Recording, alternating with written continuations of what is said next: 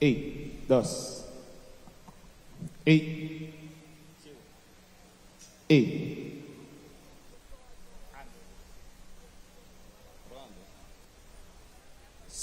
1, 2, sí, qui, 1, 2, sí, 1, 2, sí.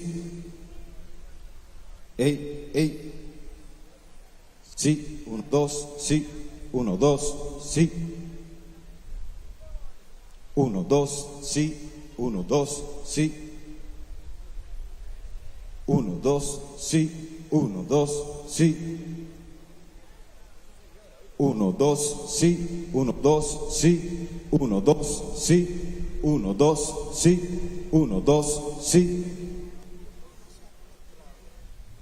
1, 2, sí, 2, sí, 1, 2, sí, 1, 2, y 2, sí, 1, 2, sí, 1, 2, sí, 1, 2, sí, 1, 2, sí, 1, 2, sí, 1, 2, sí, 1, 2, sí, 1, 2, sí, 1, 2, sí, 2, 1, 2, sí, 1, 2, sí. Vamos a hacer la entrevista. 1, 2, sí, pero está débil.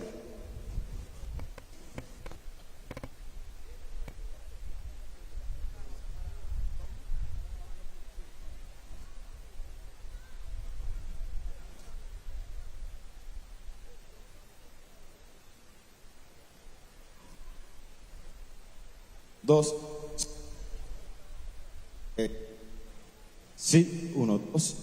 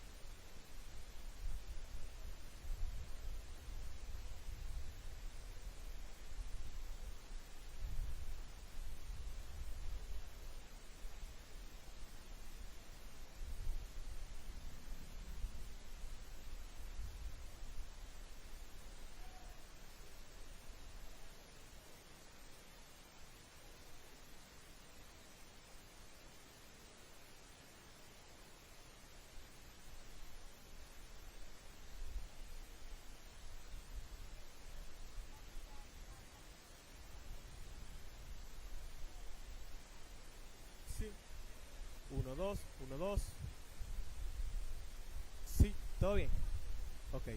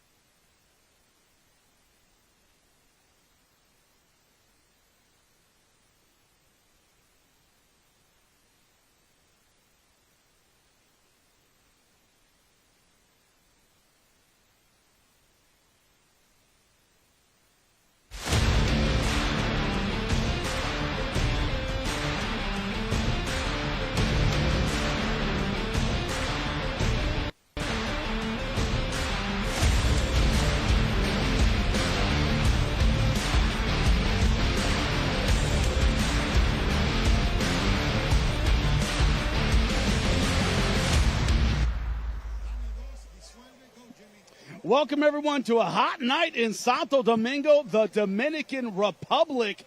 A night where tonight is the home of Gamebred Fighting Championships, heavyweight and lightweight tournaments. It's fitting that in an island with a great cultural history, we're taking MMA back to its roots. Jimmy Smith alongside Brendan Schaub. Tonight, that's right, it's bare-knuckle MMA. It's unified rules, the MMA you are used to, but it is bare-knuckle in there tonight. Brendan, that tests the grit, the heart, the determination of all the fighters tonight. Yeah, and these guys, they're fighting similar to MMA that you've seen on Paramount, ESPN, and Bellator, UFC, but they're bare knuckle for a reason. So they're going to have wraps about from the wrist down. So you got to realize that changes the dynamics of things. So if you see your favorite fighter tonight go, man, I wish you'd throw that jab a little more, or you'd throw that right hook, you got to remember they can break their hands a lot easier. So it's something to take into consideration tonight. Yeah, it's going to be part of the strategy. But also, with great risk comes great reward. That's right, $1 million on the line for the winner of the lightweight and heavyweight tournaments. That's a big motivation, Brendan, for everybody. Big money's always a big motivation. It's prize fighting for a reason. But these guys, there's an A and there's a B side. And that means there's going to be more famous guys that you might know on this card, but they're fighting guys that are here in a 16-man tournament. The winner has to win 4 fights to get to that championship fight and receive that extra $500,000. But, man, easier said than done. We have some big names, some high-level kickboxers, world-class kickboxers. I don't say world-class loosely either. Legit world-class kickboxers in this. So I can't wait. I cannot wait. This is a great card, great environment. Weather's good. I'm next to you. Let's do this. We're going to be getting it done. But also another thing to think about is the idea, as you said, some great names. That also means a great opportunities for a lot of the local Dominican Republic fighters to make their names tonight. Well, a fighter who knows all about making her name in the sport, taking on some great names, Bellator veteran Leah McCourt will be doing our cage-side interviews. Here she is. Thanks, Jimmy. I thought the Irish crowd was loud. It is insane here. The best venue I've ever been in. And this isn't just another fight card. Every single fight is... Everybody has the ability to finish in an instant. There's so many vets here, UFC light heavyweight champion or contenders, and it's going to be a sick night of fights. It's not just another typical card. There's such a wide range of experienced fighters, and there's going to be some serious skill on display tonight. Outstanding, and we know that. But also, here's what changes. The grappling, the wrestling, a little bit easier to grab. We were talking about the strategy you would put if you were in there. You said it'd be a grapple-heavy strategy. I think that's going to be a factor tonight. Yeah, I think when most people think bare knuckle, remember this is bare knuckle MMA, not just stand-up. So if I'm in there tonight, if my old ass was in there with these bad knees fighting tonight, I'm implementing grappling off the bat, wearing that energy down so I don't get clipped right away. I'm going to implement that grappling just to drain the tank a little bit, because it's insane to me just to go in there and have a straight-up striking match. I would implement grappling a little more. Hopefully those guys take that into consideration tonight and use the overall skills of MMA. Yeah, when you talk about this, the strategy, what coaches are going to be doing, what the corners are going to be doing, well, Bubba Jenkins knows all about that. NCAA champion. He'll be monitoring the corners for us to check out the strategy and how things are changing. Bubba, tell me what you're going to be doing tonight. What's going on? I got your back corner action. I got your coach's corner. I got the action in the back and possibly on the side of the ring. Whatever the coaches are going to be yelling at their fighter, you're going to be having me translate it and give you the understanding of what they should be doing and what they should not be doing. But after that, man, you guys be checking with me on the sideline, getting the calls, and giving it back to you, Jimmy.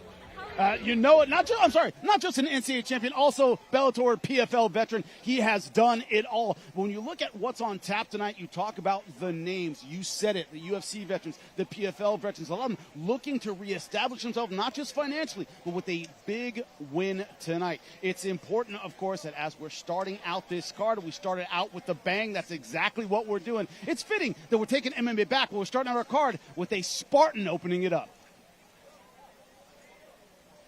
My name's Alex the Spartan Nicholson, fighting out of Apopka, Florida, here at TDT, Team Danger. You know, my dad always had me throw punches and kicks. He kickboxed, but he never wanted me to fight. He taught me more like a dance, a kata. But he had smacked me around a little bit, big, strong, tough guy, and he taught me how to fight. And the first few times I got into physical altercations, I remembered that, and I was able to defend myself. So my father's a huge reason why martial arts are in my life. He was a martial artist, and I love it. It's very exciting to be here in Gamebred's heavyweight tournament. $500,000 would be amazing. I want to buy my little man a farm, one step at a time, baby. I get through this guy and we'll see. Competing without gloves, you know, it's pros and cons. It's better to give than it is to receive, especially if you don't got any protection. And there's pros and cons to it for sure, but the cuts, they add up a lot quicker. And the fights end a lot sooner without the protection. But it makes it more exciting. And that's what I'm here. I know my opponent Ramazanov will be coming from Russia, and I'm just excited to put his chin to the test. I don't think he's stood against anything near what he's going to. And I'm excited for him to have a chance to prove that. April 10th, in the beautiful Dominican Republic, you will see him motionless on the canvas, my hands raised. I get out of there healthy, happy. He gets out of there healthy and happy, just without the victory. Nia Ramazanov, this is what I do. This is what I love. You're not gonna take this shit from me. I'm gonna fuck you up. Ow. I have a contract with the 5%. All right. That is the first televised portion of our card. Preliminaries are before that. We have some local bangers coming out to have some fantastic fights. We start out in the bantamweight division. Damari Ramos taking on Santiago Soriano. You see the weights there, the reach advantage for Soriano, and the height advantage as well. Question is, at 25 and with their experience level, how will they use the physical advantage they have? That's the question. Yeah, not a lot of experience, and you're doing bare knuckle. Talk about rolling it all together. That makes it so much more difficult. Our cage announcer, Achilles, he is ready to start the action. We are cage side ready to go. Achilles, take it away. Welcome to Gamebred C10 in association with the Fighting Force. Starting our preliminary card, a bantamweight bout. Please welcome first Santiago Soriano.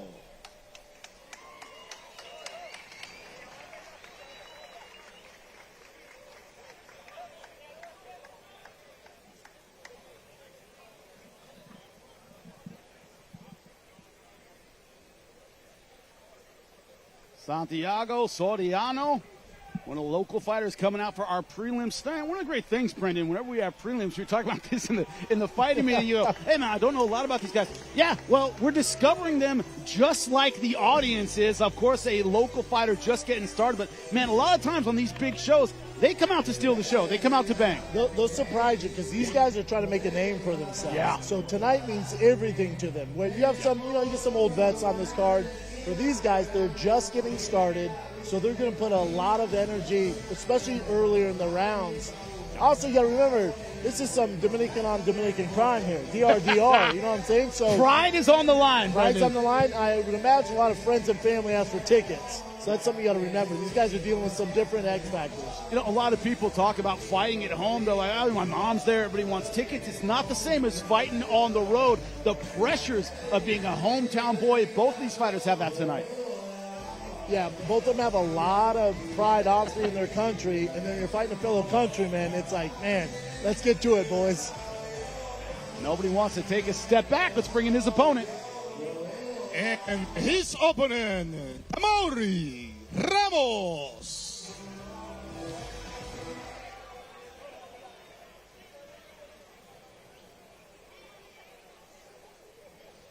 And there's Damari Ramos. One of the things, I'm a little older than you, Brendan. I got to say, when I started, there was no amateur system. Your pro debut was your debut. That was it. Damari Ramos has had some fights on the local level, on the amateur scene here. He had cut his teeth on the amateur scene before. One of the things is guillotines from everywhere. He's one of those guys who's a neck hunter from every position. That makes a guy dangerous all the time. That's what he brings. Especially early on. When you're fighting a guy with one fight, two fights, they tend to forget about necks. Yes.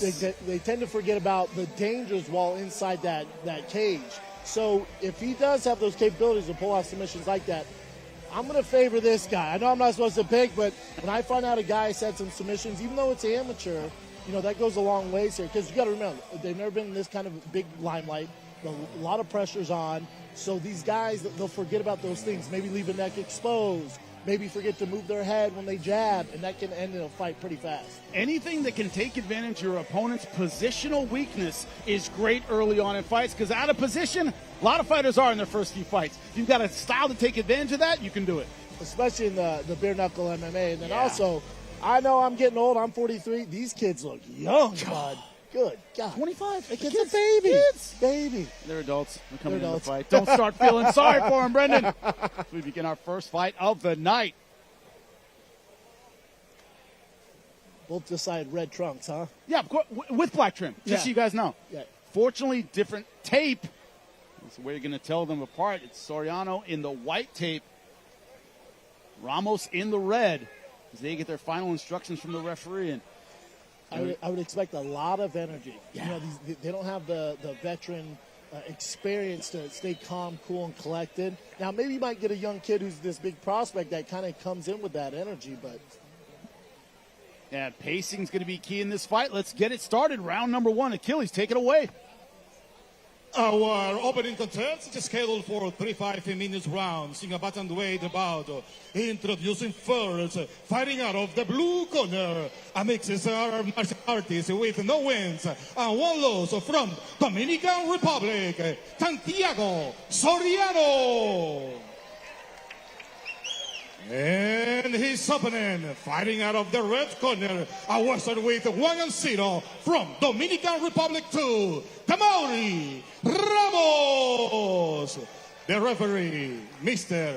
Marcos Urbaez. Hablamos de la regla en el camerino, saben que era una pelea limpia, escuchen en todo momento, vayan a sus esquinas, choquen guantes si quieren.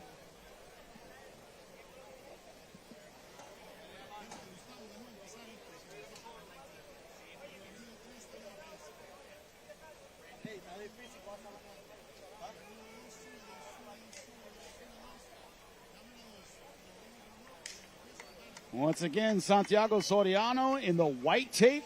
Both have red shorts on. And it is Tamaurí Ramos in the red wraps. And pacing is going to be key in this one. And if you remember, last time I saw a haircut like this is Charles the Felon Bennett. Santiago has. He'll the always be exact same Crazy hair. Horse to me. I'm sorry. I can't get Charles Crazy Horse Bennett. Thank you. He gets mad if you call him anything else. Is he? Yeah. Wow. I worked with him last fight. Wow, I had to okay. call him the Felon. I said, all right. All right, it's your okay. world, baby. Hey, it's your choice, buddy. I've just been watching him too many times in the California scene being Crazy Horse. But, please, similar hair. Similar hair.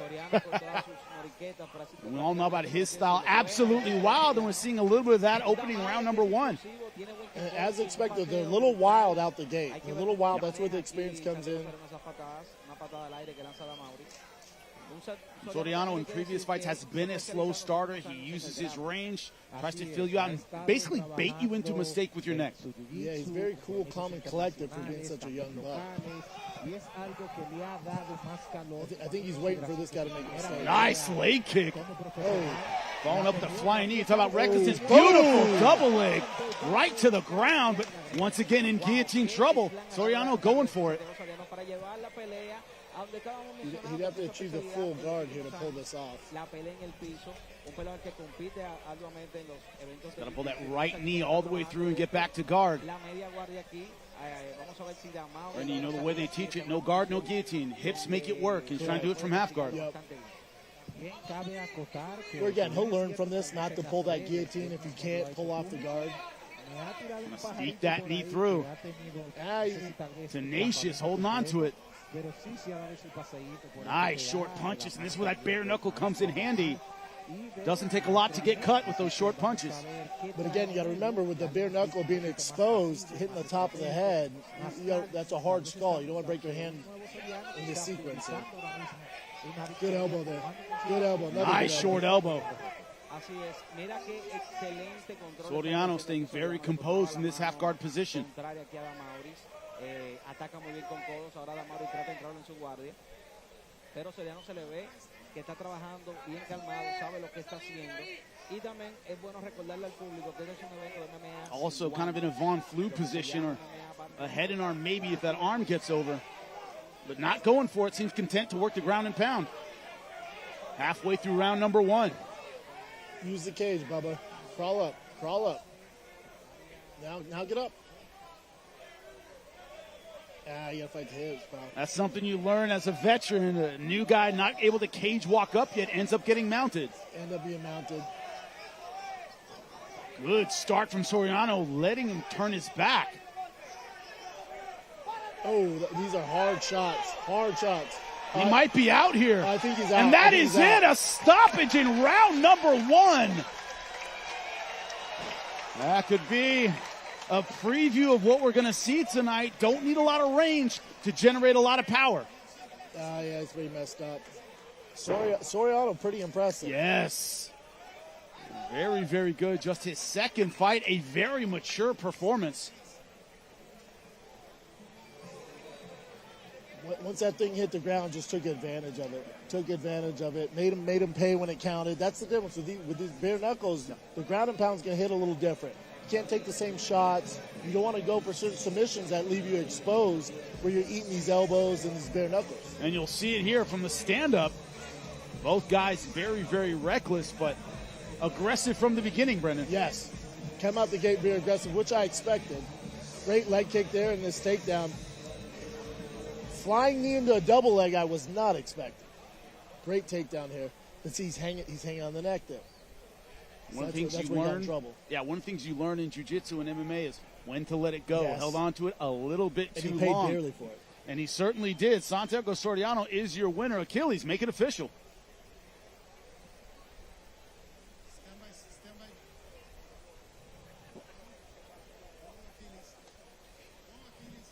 Your winner at 3:09 of the first round, by the way of technical knockout, is Santiago Soriano. Santiago Soriano getting it done. Biggest stage of his career and doing it bare knuckle, Brendan. That takes some guts. Takes some guts. Kid has a lot of confidence, too, for being so young, not having a ton of experience. And kind of threw caution to the wind there, but it seemed to work out for him in this one. Certainly did, as he gets the first round knockout.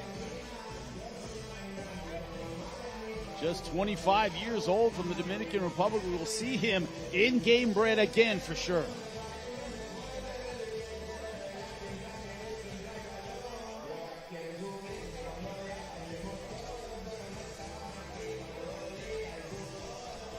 Another thing that we saw in that first fight, that might be a theme tonight, Brendan, is you may think you're safe, bare knuckling. You know, you're in these grappling positions where, this guy can't generate a lot of power. Doesn't need a lot. You have to realize when you're in danger, maybe a lot sooner, in positions you wouldn't feel in danger if they had gloves on. You're absolutely correct. And the thing you got to remember, this is a heavyweight tournament. So heavyweights on the ground are going to hit a little different, a little harder. So you got to take into consideration with your game plan. So I talked about grappling, but I'm not saying go out there and just leave caution to the wind. You got to have calculated grappling, because these guys can hit in different spots where when there's gloves on, you might get away with it, getting back to your feet. In this, you try to, like that young gentleman there, tried to cage walk, paid for it dearly. That was a very short punch that led to the knockout, or him being kind of out of it. That was a short punch that maybe with gloves on wouldn't have done that, but it's so much sharper. Yeah. Correct, and I think that's what the audience needs to realize is there's heavy implications. When these guys land, it's causing cuts, it's causing bruising, or it's knocking you out. And we are ready for our next fight. Achilles, get us going. This next fight will be in the featherweight division. Please welcome first, Trevor Sherman.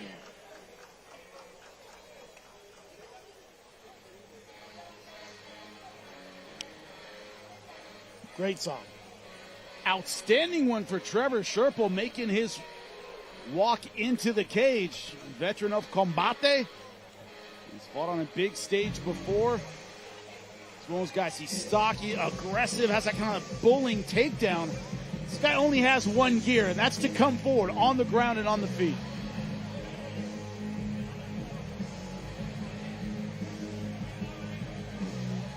And Sherman, once again, having fought in Combate, he's used to hostile territory. He's used to being the outsider and ready to go. That takes a special mentality. And I think it's great, because he only has, one fight? Yeah. He's 0-1, but just I'm not too concerned about the win-loss record for this young man. As he gets going, just this experience, warming up in the back, we're outside.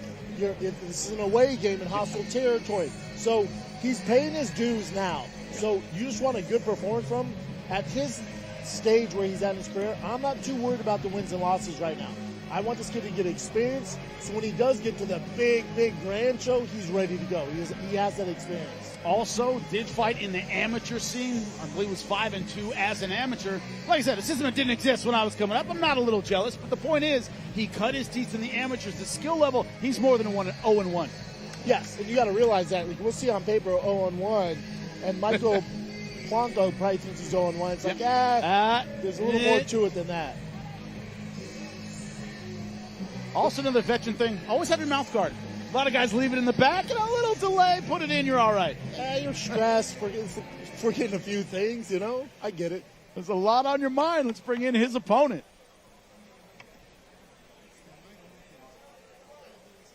And his opponent, Michael Polanco.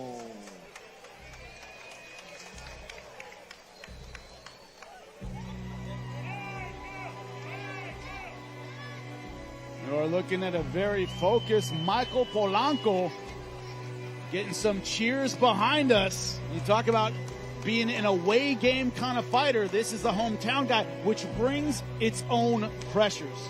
Yeah, there's already a lot of pressure in fighting. When you're in front of friends and family, and right after the fight, you got to see them win, lose, or draw. It's like, oh, what's up? A few awkward conversations here, but also you get that scream of the crowd. George Foreman talked about taking on Muhammad Ali in Zaire, and he said, that crowd kept him on his feet when I was hurting him. That kept him on his feet. He goes, 20 years later, when I beat Michael Moore, people were cheering for me. I got to experience what that was like. So there is an upside. There's definitely an upside. And two, again, young guy, not a ton of experience.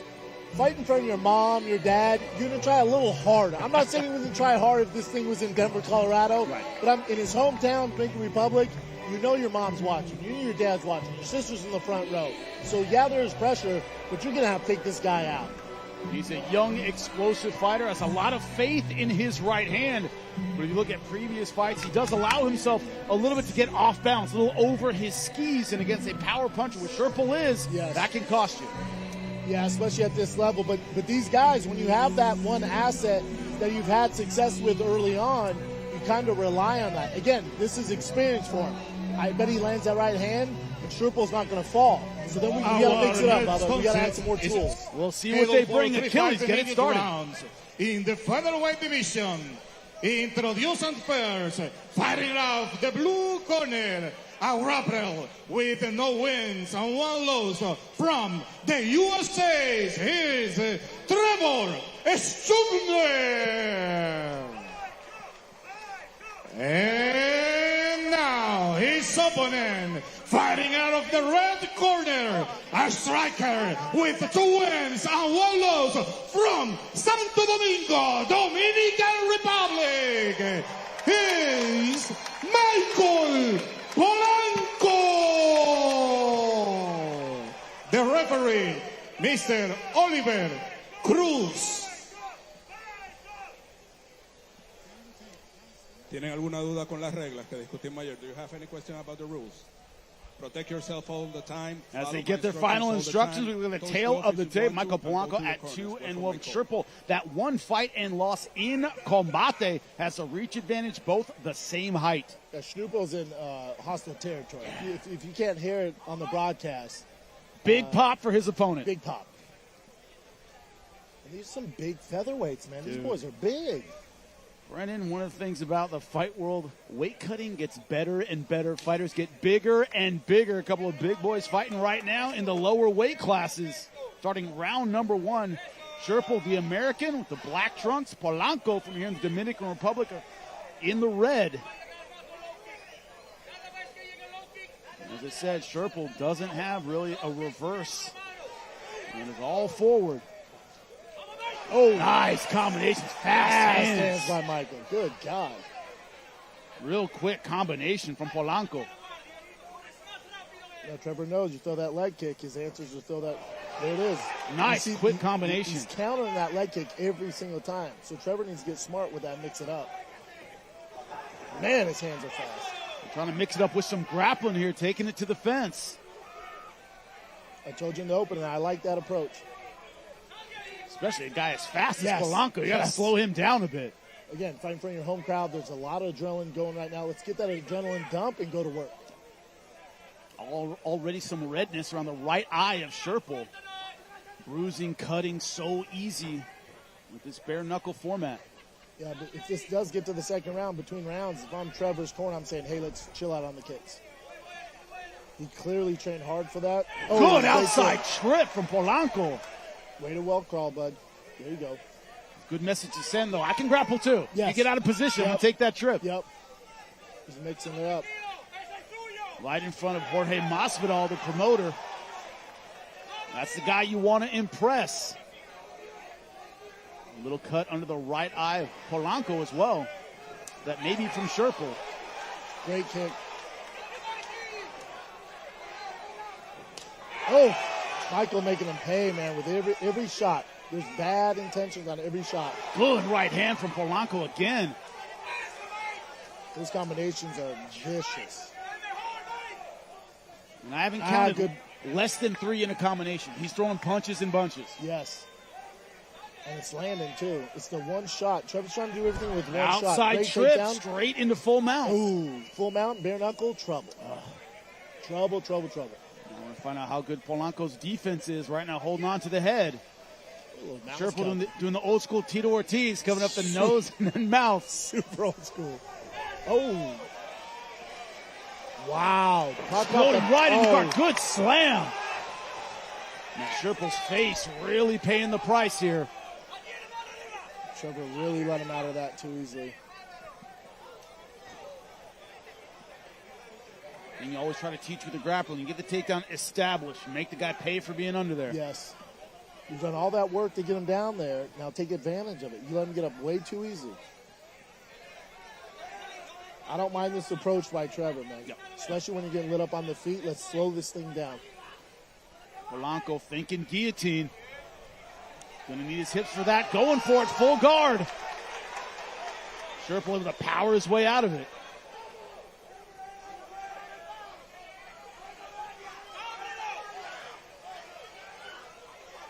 Sherpel trying to answer back with some ground and pound. Polanco doing a good job keeping space with the legs. Good up kick.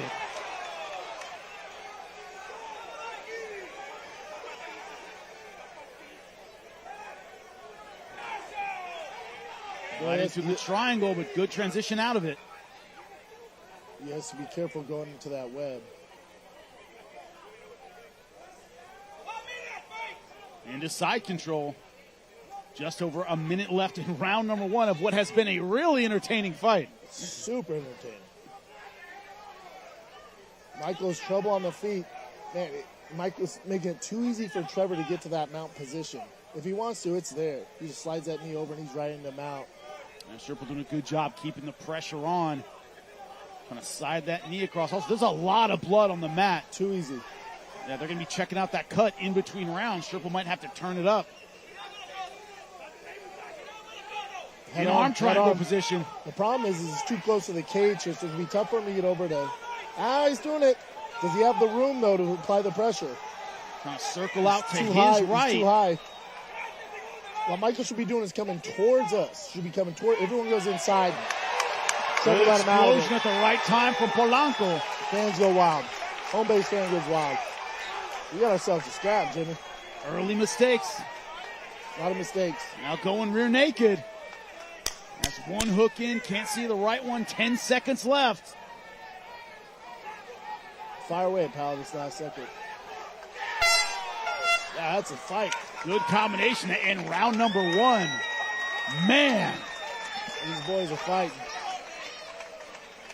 So Trevor, slow it down. Slow it down. You get those good positions. You do all that work to get that takedown. Slow it down. All right, let's go to Bubba Jenkins, who's in the corners now. Let's hear from him.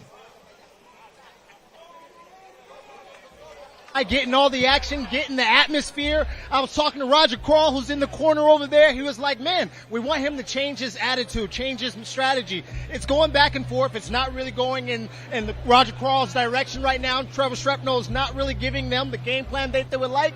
But the other guys here at home, and it's a great atmosphere to fight in front of. You can feel him getting that drive from that crowd and those fans. So back to you, Jimmy. We'll see what's going to happen in the next round. Yeah, well, it's one of those things where both guys can say, we know what's working. Yes. Sherman did well with the takedown, did well with the top pressure. Polanco's doing great with those sharp combinations. It's almost like each guy has their strategy. Who can implement it in round number 2? Yeah, 100%, Jimmy. Couldn't be more correct. And it's also, now they're a little more tired, a little more slippery. For Trevor, I would suggest to advise him, slow down.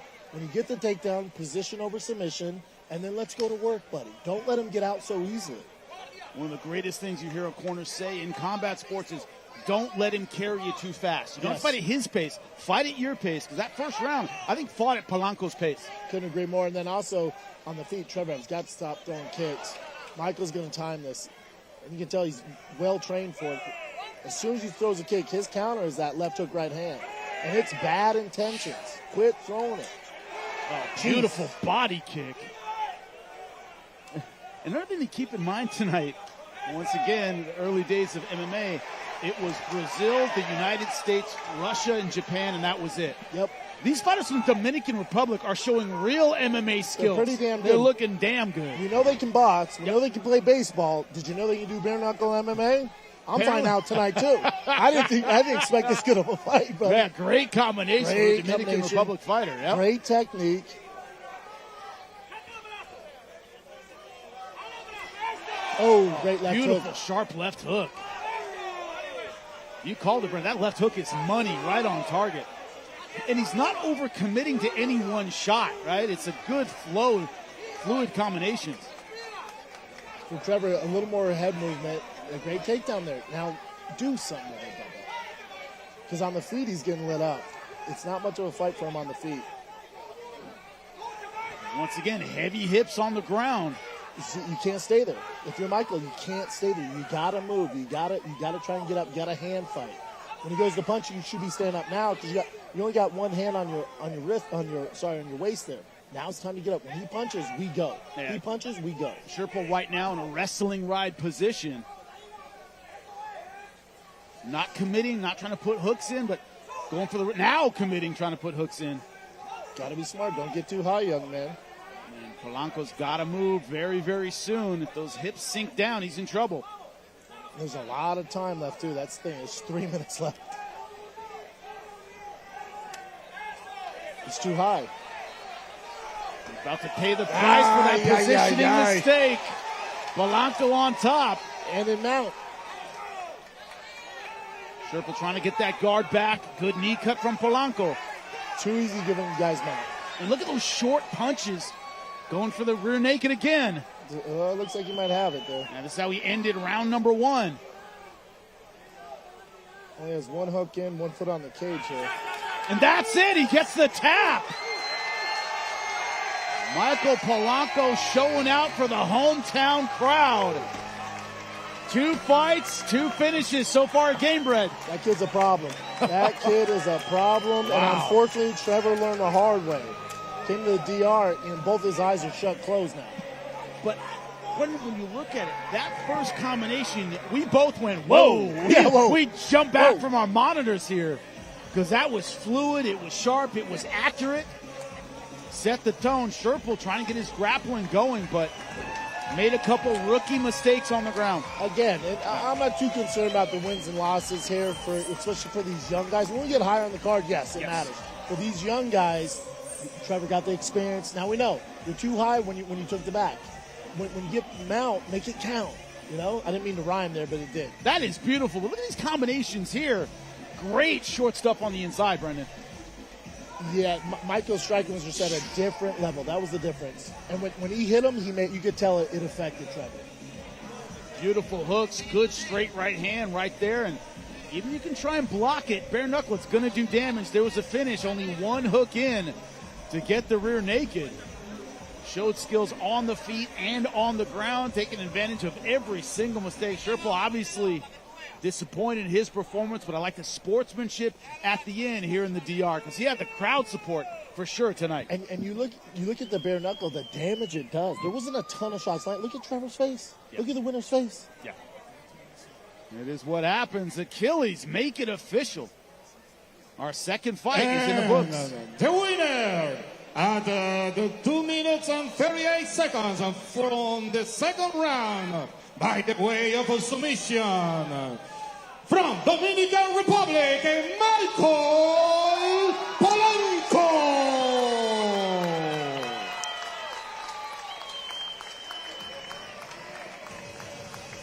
Great job for the fighter from the Dominican Republic. Dominicans are 2-0 tonight. Oh, they are 2-0. First one, they're both Dominican, but this one, fighting American, got it done. Great combinations throughout. Beautiful job. Great heavyweights tonight. Our heavyweight tournament about to get started. Sowma, a fighter who has been all around the world before landing here in the DR. Check it out.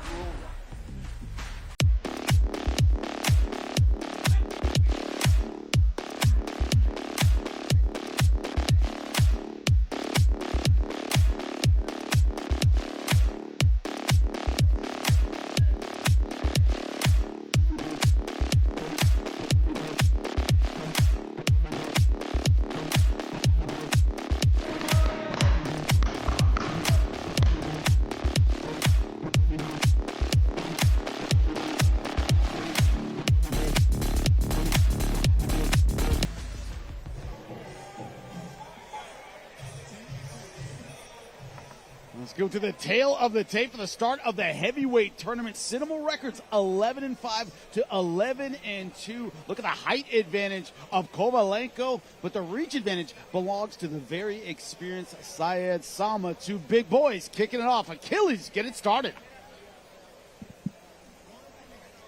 Live from the Soriano Livestock Fair Oval of Santo Domingo, we welcome you to Gamebred FC10 in association with the Fighting Force, bringing you world class in MMA fights. Our opening bout of the main card in the heavyweight division. Please welcome first, Niyaz Ramazanov.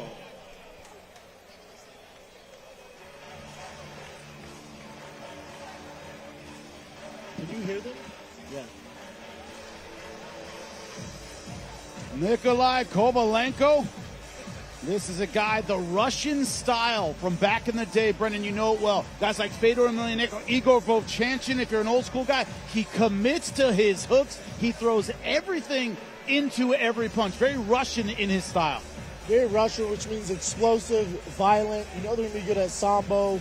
For Saeed, he, especially early on, he has to watch his P's and Q's. These are heavy guys. So you go from featherweight and bantamweight, because now the heavyweight tournament starts, there's going to be some violence. And you're talking about two large men, bare knuckle. You got to be smart. I keep emphasizing fighter IQ, be smart, use your grappling, especially early on in the first round. Get a feel for it out there. Because like a jab can end the night. That's how hard these heavyweights hit. A jab, your night's over. One of the things we've seen in previous fights, too, from Kovalenko, he has a lot of faith in his guard. He tends to stay on his back a little bit too long. Bare knuckle, you talked about it. A short punch can hurt you. It can cut you. Might want to scramble more back to his feet. He's had trouble with that in previous fights. Yeah, and I would assume he's worked on it if he decided to fight this fight. I would assume your camp, because if we're talking about it, right, I assume your camp knows about it. So let's shore up those mistakes. Let's fix those mistakes, because it will get exposed in this cage tonight. Kovalenko right now getting greased up. Biggest stage of his career, cut his teeth on the local Russian scene. We know how tough that is. That local Russian scene is absolute murder. You talked about it. A lot of sambo specialists, a lot of great strikers. Yeah, if you're fighting a Russian, know he wants to be here. Doesn't have the same nerves as the rest of us. They're almost cut from a different cloth. They grow up doing this. They start sambo at a young age. These boys are battle tested from Russia. Yeah, mentally ready to go. Let's bring out his opponent, make it official. And his opponent, Sowma.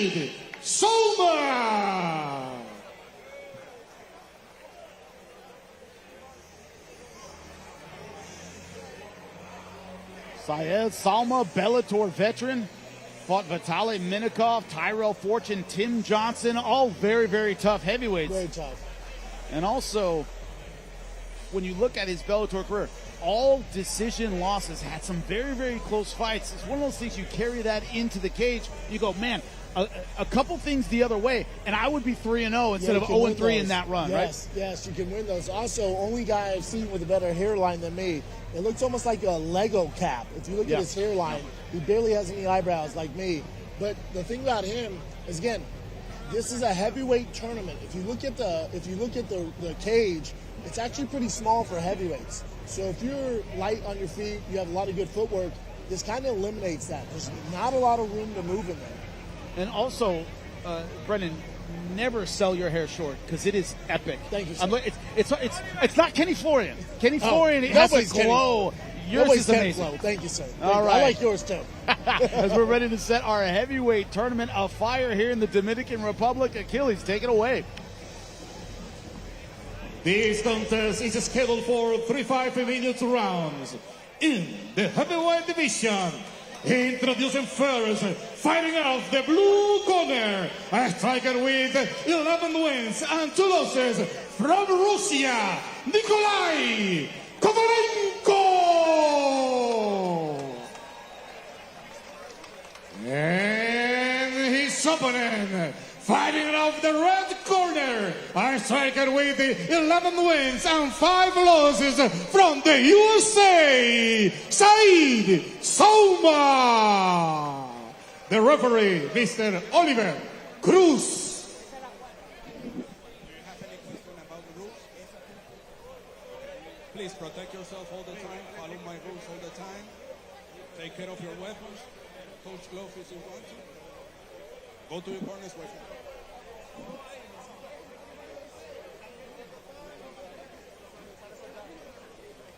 Our first tournament bout of the night. $500,000 to the tournament winner. Big boys. Big boys, man. Big boys. And that's coming from Brendan Schaub, a big heavyweight himself, as we begin round number 1. Sowma in the red trunks. Kovalenko from Russia in the white trunks. Kovalenko with the BJ Penn tribute shorts. Remember, BJ's the first one to wear those from Ruka. Oh, I remember well. BJ Penn, the phenom. Yeah. That's what he's the wearing. prodigy. Yep. Kovalenko coming out, taking up space, pushing Sowma back immediately.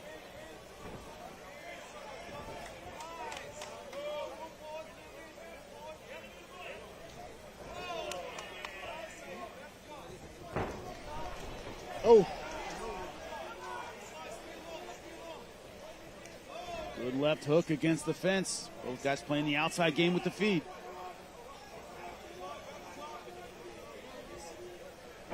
Like a little more fakes. Oh, drop it. Nice right hand. Good combination. Sowma already in trouble. Round number 1. So you got to be careful going for those knee bars there in this bare knuckle. You got to clear their legs, bud. Looking for defense now. Sowma trying to roll through to the leg lock. Great Good transition. movement by Kovalenko. Great transition by both of them. One thing about that Sambo background, a lot of leg lock defense experience and dragging it right to the ground. Oh, gets a hook in right away. One hook, Syed Sowma trying to turn to his right to pull out before that right hook slips in. Good transition to mount from Kovalenko. And has an arm lock here. Straight, there he goes to side control. Arm Looks lock like he's must in be a locked in. Kimura position. Lets Wow. it go. Gave up mount for that.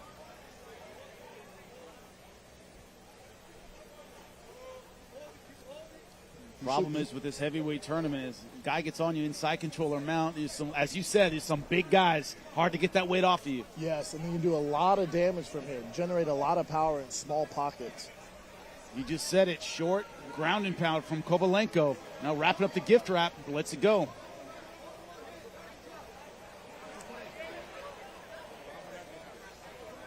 If I'm Kovalenko, if I'm his team, I'm saying fire away here, bud. He keeps going for these awkward submissions. He should be punches to the face, especially in bare knuckle.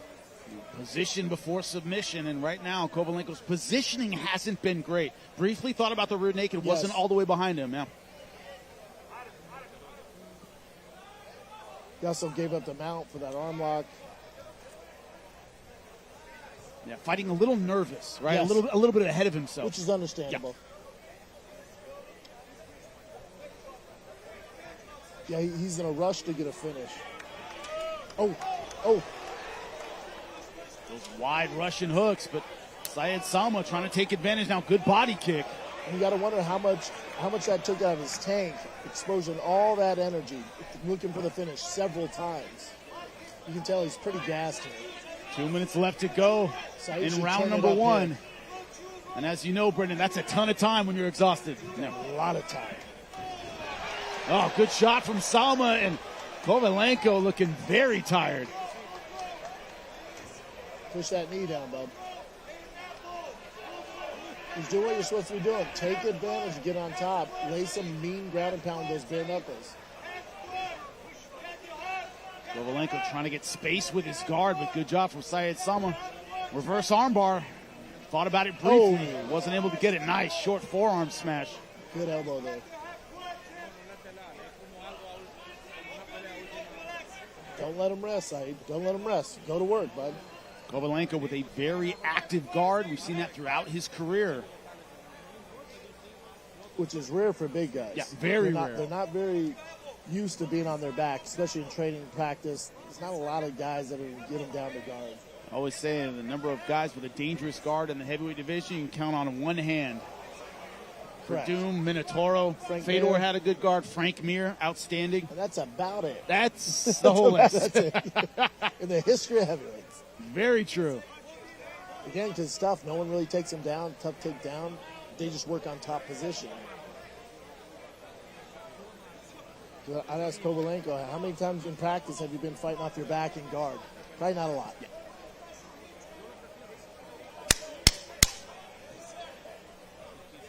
Kovalenko taking deep breaths. He went for the finish. Round one comes to a close. Exactly. At the end of round number one, Syed Sowma finishing out on top. Kovalenko still on his knees. Know about the fatigue, so Bubba Jenkins, what is going on in between rounds, brother?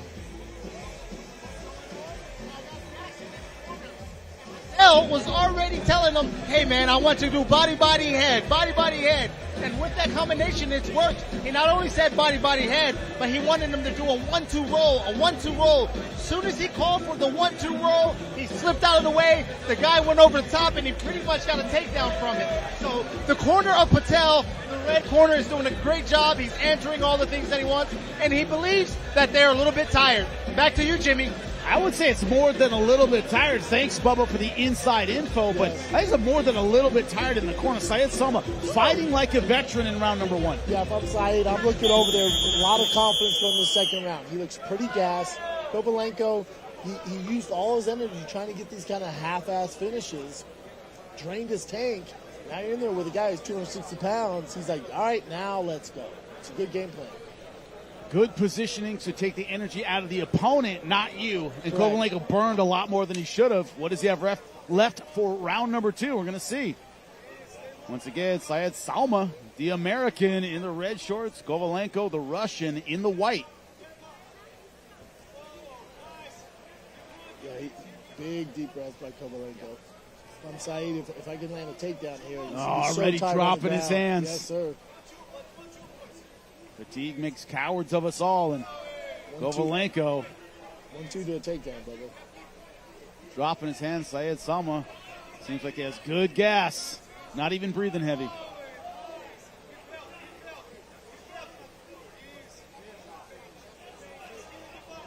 And it's cooled down a little bit as the sun has gone down. It's still warm here in Santo Domingo. It's going to take a lot out of these fighters. Good up kick from Sowma. Yeah, don't get complacent. Uma Plata. What a finish that would be from a heavyweight. That'd be awesome. Kovalenko trying to pull his arm out. Will Sowma roll all the way through and come out single leg. Kovalenko just exhausted. So in the scrambles, he's losing. He's a step behind. He's so gassed, so tired. It's hard for him to keep up with Saeed. Now Sowma exactly where he wants to be, on top a tired opponent. And I don't care how good your guard is as a heavyweight, you don't want to be in half guard. Definitely don't want to be half guard with a 206-pound dude raining down punches on top of you. Saeed should just be firing away here and end this thing. Somebody asked me recently, said, "Oh, who has a good half guard in MMA?" I go, nobody. Nobody wants to be in half guard in MMA. You're decent at best. You're decent, but you want to get out of it. You want to get out of there. Especially in the heavyweight division. Sowma doing a good job putting pressure on, using his head as that battering ram to pass. Good step over. Now go to work, bud. Let's go. Get active. Good short front trying to roll through. No, nothing doing. He's so tired. You got to generate some power with those shots, and this thing's over.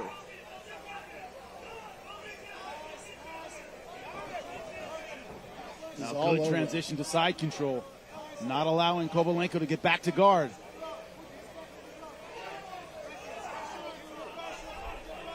Kovalenko in survival mode now. Head on the canvas. If Saeed would just generate some power with these shots, this thing's over. But I'll tell you what, he's good at conserving energy. He's not really breathing that hard. He's just kind of all over. Yeah, kind of keeping the weight on Kovalenko Which is more exhausting. than landing punches. Yes. Exactly. Oh, no. You got to get your hands up top of the cage. May have just lost a point. The referee just pointed to the timekeeper and held up one finger for the cage grab. I don't know if that was a warning or he's losing a point for that. He's holding the cage again. Yep. Come on. Hold it again. What are we doing?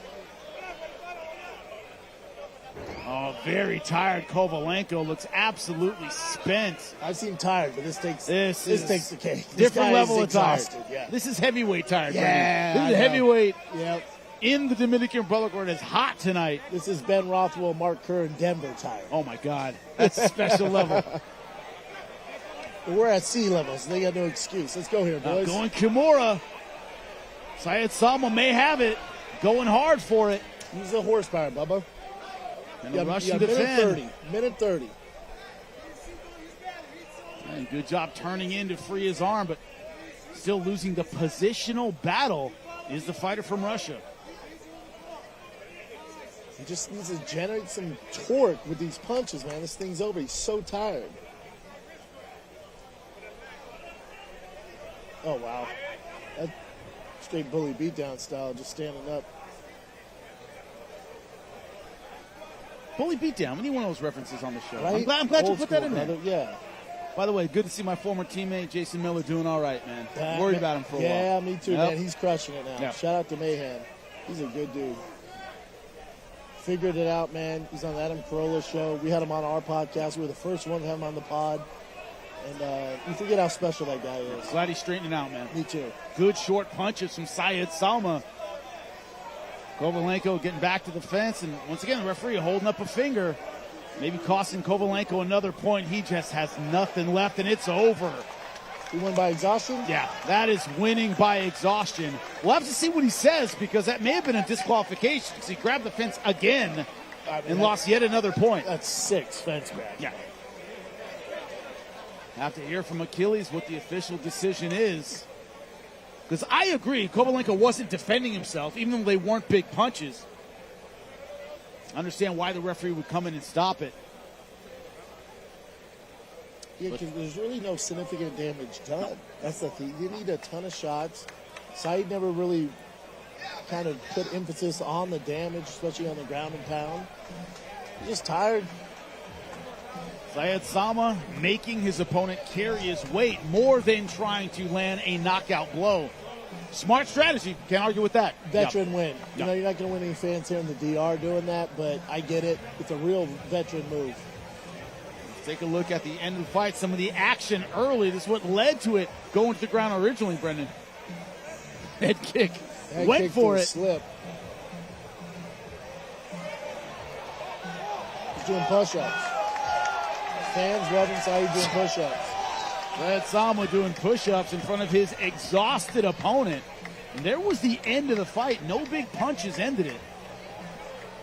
But it was clear that Kovalenko did not have the energy to continue. Grabbing the fence to get up now.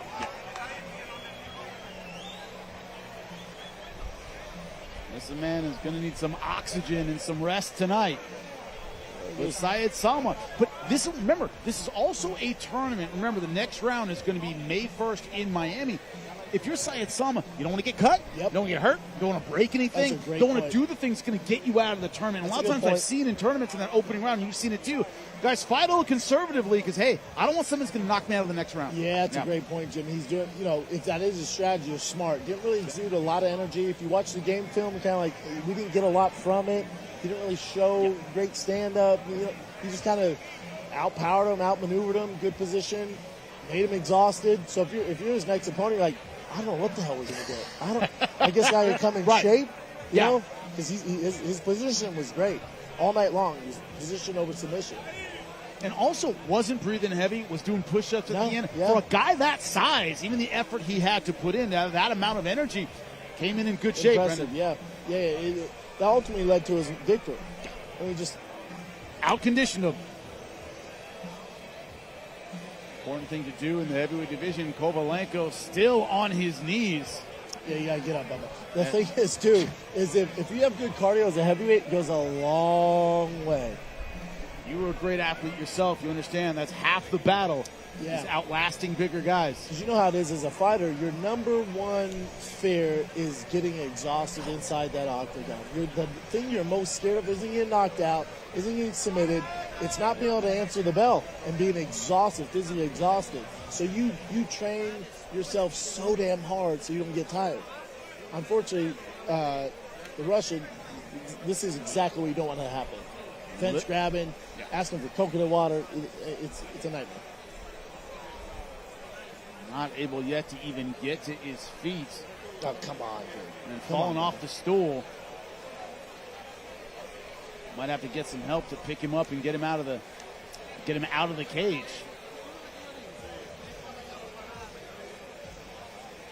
Because I assume he didn't cut weight. No. Didn't cut. Might have cut down to the 265 limit, but not cutting like a light man cuts. We gotta keep the show going, bud. You gotta get your feet and get out of there, man. This is making it. I've never seen a guy too tired to leave the cage. I don't think I've ever seen that. Like someone who's like, yeah, we can't move him. You know the famous story of Andre the Giant passing out in the lobby of the hotel, and they're like, they couldn't move him. He just slept there. He's They're just like, gonna sleep there. That's where he's sleeping tonight. Well, we can't have that. We can't have it. We can't have him not move. Brought in a bucket. Looks like he needs to throw up. He is absolutely exhausted. But Sowma, who is in shape, needs to get his hand raised. Yeah, he's fine. Now, the Russian gentleman might eat the same fish I ate last night at the hotel. I didn't feel great this morning. Oh, they got a stretcher? Oh, buddy. They're going to stretcher him out for exhaustion. Thought I had seen it all, Brendan. Thought I had seen it all in MMA. I didn't have that on the bingo card tonight. Yes, did not. No. Somebody on some gambling site right now is making $1 million. Yes, I knew it. Will someone lose by exhaustion and have to be stretchered out? Something in all my years of MMA that I have never seen. It's going to take a lot of guys to get that big fella out of here on that stretcher.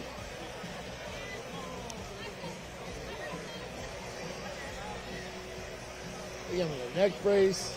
Yeah, get him out, get him hydrated.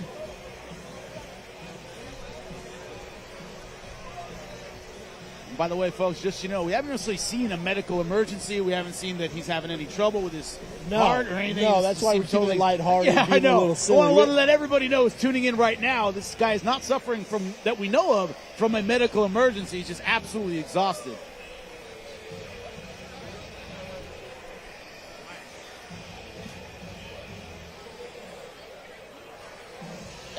Now, Yoel Romero's cage side. We might need the strength of Yoel to carry his big ass out of here. And Yoel Romero could probably carry him out with one hand. That dude is an absolute monster. He is an animal. Oh. I saw him earlier. I saw him at the hotel, and I'm like, you're my age? It's absurd. Might be older, buddy. It's cute. Yeah, very good point. Very good point. Might be older. Yeah. I went up to him, I just go, what's up, freak? What's up, freak? What's up, man? What's the up, freak? politest, nicest guy So ever. nice. Good Nicest, sweetest guy, but holy God. I called his last match at REF, and I'm like, how? No, I'm sorry, match before last, I called it REF, and I was like, freak. It's unbelievable that guy accomplished. And staying pretty active. Staying really active, too. At his age is impressive. I would, too, if I had that kind of physical Yeah, ability. me too. I wouldn't even wear a shirt. Corey Graves, my old broadcast partner in the WWE, he used to call it the cheat code for life. He goes, some guys have the cheat code for life. Yeah. They just have the cheat code genetically. Shredded. They just. I know. He's one of those guys. He is the cheat code. Another guy, Antonio McKee, older than me, another Long Beach legend. The dude's like 52 now. Shredded. Still shredded. I know, I'm jealous. Shake his hands, it's like bricks. I'm like, I hey, gotta Antonio. starve myself. Good to see you, A dude. resemblance of a six-pack. Oh, some dudes are born with it. They are. And Yoel has that gift. And Here we go. Kovalenko. What a take. What are Now you looking being at? removed from the cage. Remember, folks, as far as we know, it is just exhaustion. Haven't seen the medical personnel working on him in any way other than his inability to stand up and get out. He's giving a wave to the crowd right now. Remember, Syed Sowma, who got the win by finish in round number 2. Achilles, make it official.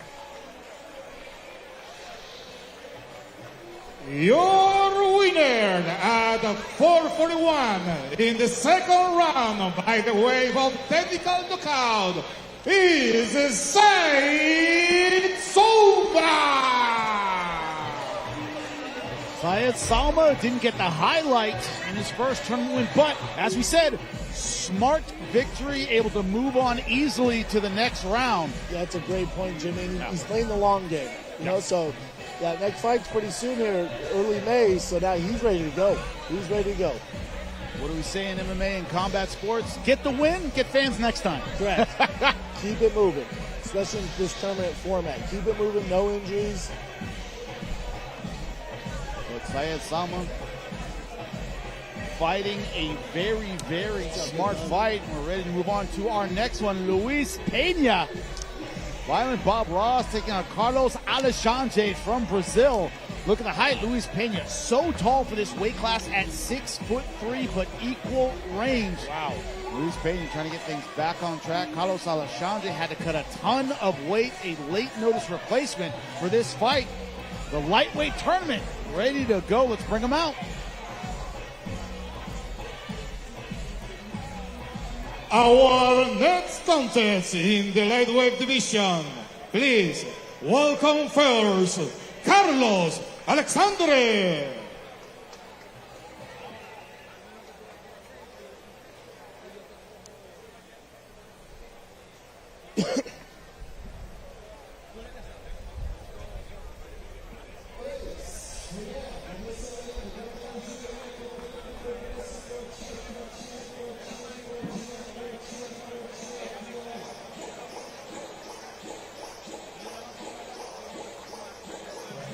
There's the Brazilian, Carlos Alexandre.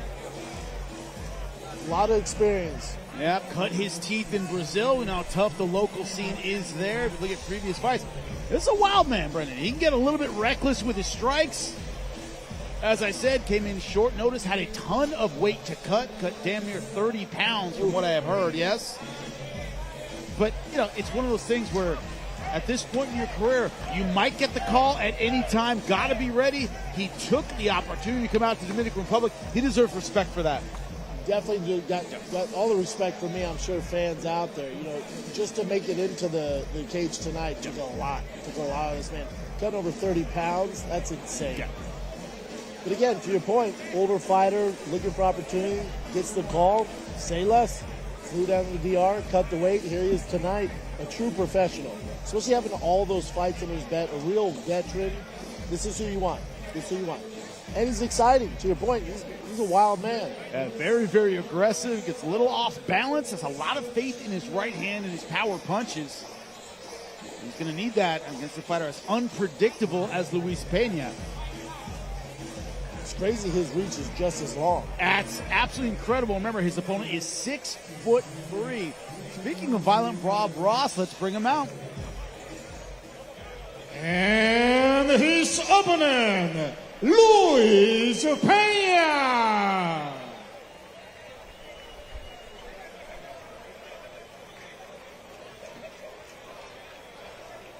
Luis Pena, we know about his history in the UFC. 5-3 UFC run was cut not because of performance in the octagon, but because of legal trouble. Trying to get his career back on track. Just be the one to do it on. Yeah. Yes. Be the one to do it on. And, like you said, he had a good career in the UFC. Most people know him from the Ultimate Fighter. He competed on that. He had to exit that early due to injury. And then, he got to fight on the finale. Won on that and then earned himself a UFC contract. And to your point, had a successful UFC career and just over immaturity, made some really bad decisions. He lost that opportunity, so he's here tonight. And Luis Pena, what he brings is a physical frame that you rarely see in the lightweight division. Achilles, let's kick it off. Our next fight. That's right, the lightweight tournament opening up here at Gamebred. This one is scheduled for 3 5-minute rounds in the lightweight division. Introducing first, out of the blue corner, a striker with 23 wins and 8 losses from Brazil, Carlos Alexandre. And his opponent, fighting out of the red corner, a Western with 12 wins and 1 losses from the USA, Luis Pena. The referee, Mr. Marcos Urbaez.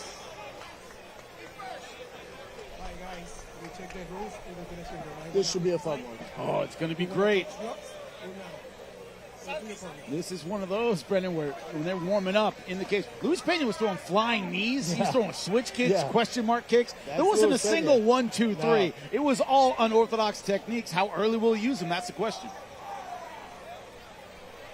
We talked a little bit in the pre-show where with Luis Pena's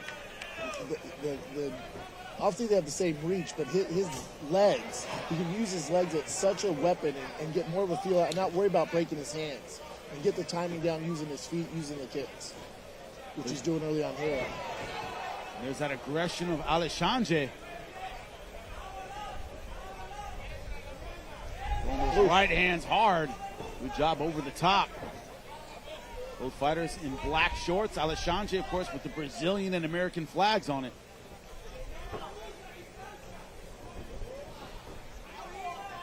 Alexandre wants to get inside where his power is the factor. Luis Pena outside using that timing. Those are the legs you were talking about. Yeah, he's looking good with those leg kicks, creating distance, getting out of the way of these big shots.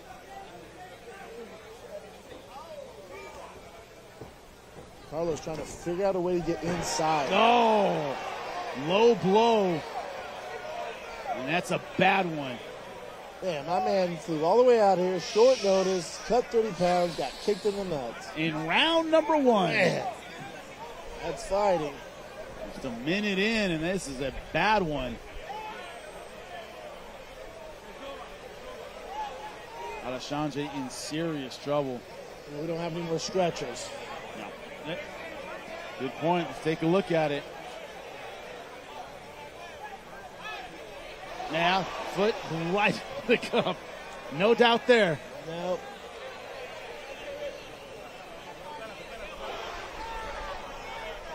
I think the foot was outside, but you never know how it's jumbled in there. You know, it could get pinched. What people don't get, too, and you hear a lot of like, oh, that didn't look that hard. I'm like, if you're in the wrong position and you get that thing pinched, it is it's a nightmare. I don't even like thinking about it because it's so awful. And Carlos is a tough guy. He's not looking for an easy way out. It's not like it's later in the rounds. He's exhausted. Usually I get skeptical hip-wise if it's later, really late in the rounds and the guy barely touched it. And it's like, all right, the guy's looking for a rest. Early in the rounds, come on. A veteran of his status. Early in a very competitive fight. That's what I'm saying. It's not like he was getting dominated out there. The guy didn't fly all the way here to fake like he got kicked in the nuts hard. And Luis Pena pacing around. He's seeing his opportunity slip away. It's the last thing he wants. It's a no contest in the opening round of the tournament. Oh no, they called it off. The doctor's in the ring.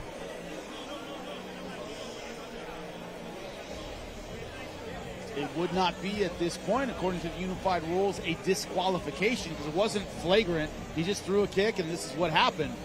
This would be a no contest. Yeah, how they would handle that in the contest, tournament, right? I don't know.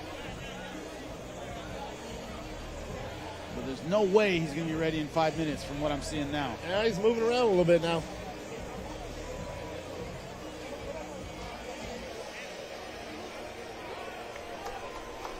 Good sign, good sign.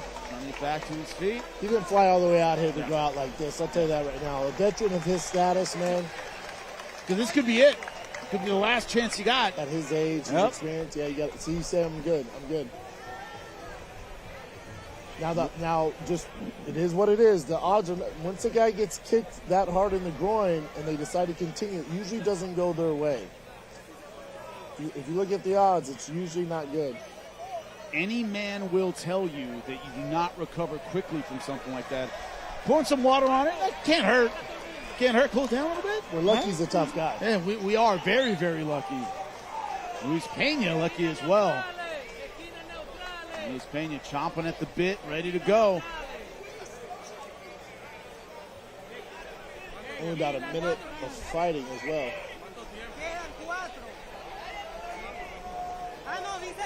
See, I think whether it's incidental or not, you take a point.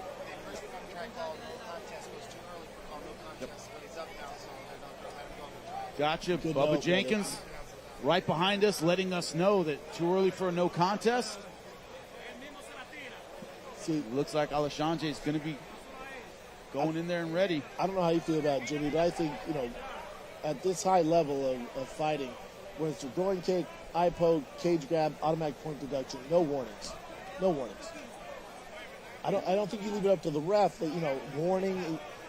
Is this flagrant? Is it not? Right. Sometimes you see 3 warnings. Yeah. It's like, buddy, clearly the guy has an issue doing it. I guarantee you'd see less groin kicks, less eye pokes, less fence grabs. If they knew it was a point, guys are going to be a little more careful with those leg kicks, a little more careful with the, spreading the fingers out, poking the eye. To your point, Brennan, this fight about to continue, we think. Alexandre looks like he's going to continue. If you're Luis Pena, if you're the corner going, watch those leg kicks, maybe take that out of your arsenal. Because there's another one, that could be a disqualification. Correct. So it's this idea of the leg kicks have been working well, but you might take them out of your arsenal. Yep. Maybe dial it back a little bit. Because if you everything above the waist? Yes. You happen to land one, this thing's over, bud. If I'm in his corner, I'm like either calf kick or high kick. Yeah, nothing anywhere near it. Be smart, buddy. We resume round number 1. And those were the flying knees he was practicing in the cage before the fight. That's so hard to reach him with the right hand with that 6'3" frame. You got to throw multiples to get to him, and right now Alexandre just throwing 1s and 2s. Yeah, Carlos having a hard time getting inside landing shots just because of the length. And you can't stay outside there, even though it's not landing anything significant. Now you go. There you go. Good job taking it to the ground. Luis Pena, veteran move, popping right back to his feet.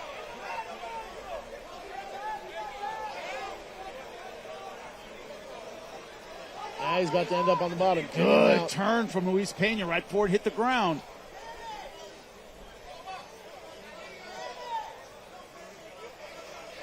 Holding on to the hair.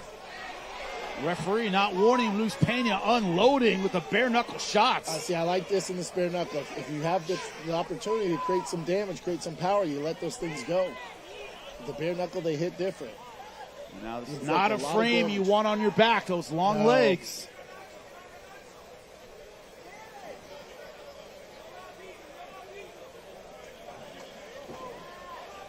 Sanjay trying to stay on his feet. Good elbows. Oh, he's in trouble Going now. rear naked. He's in trouble now. Will he get the tap? Good pressure with the hips. It's about to be finished. It's on his chin. And that's There it. you go. Luis Pena getting back on track with a first round submission. Kudos to Carlos for even answering that bell back and getting in there and doing it. Flying all the way out here, cutting the weight. Real veteran. Got to give him his respect. But Pena, you got to give Pena his respect too. Yeah. The leg kicks, being able to keep the distance and take advantage of the grappling exchanges made him pay. Like it drives me nuts when these guys don't inflict damage. Now he's breakdancing his ass off. Crowd loving it. Playing up to the crowd in the Dominican Republic.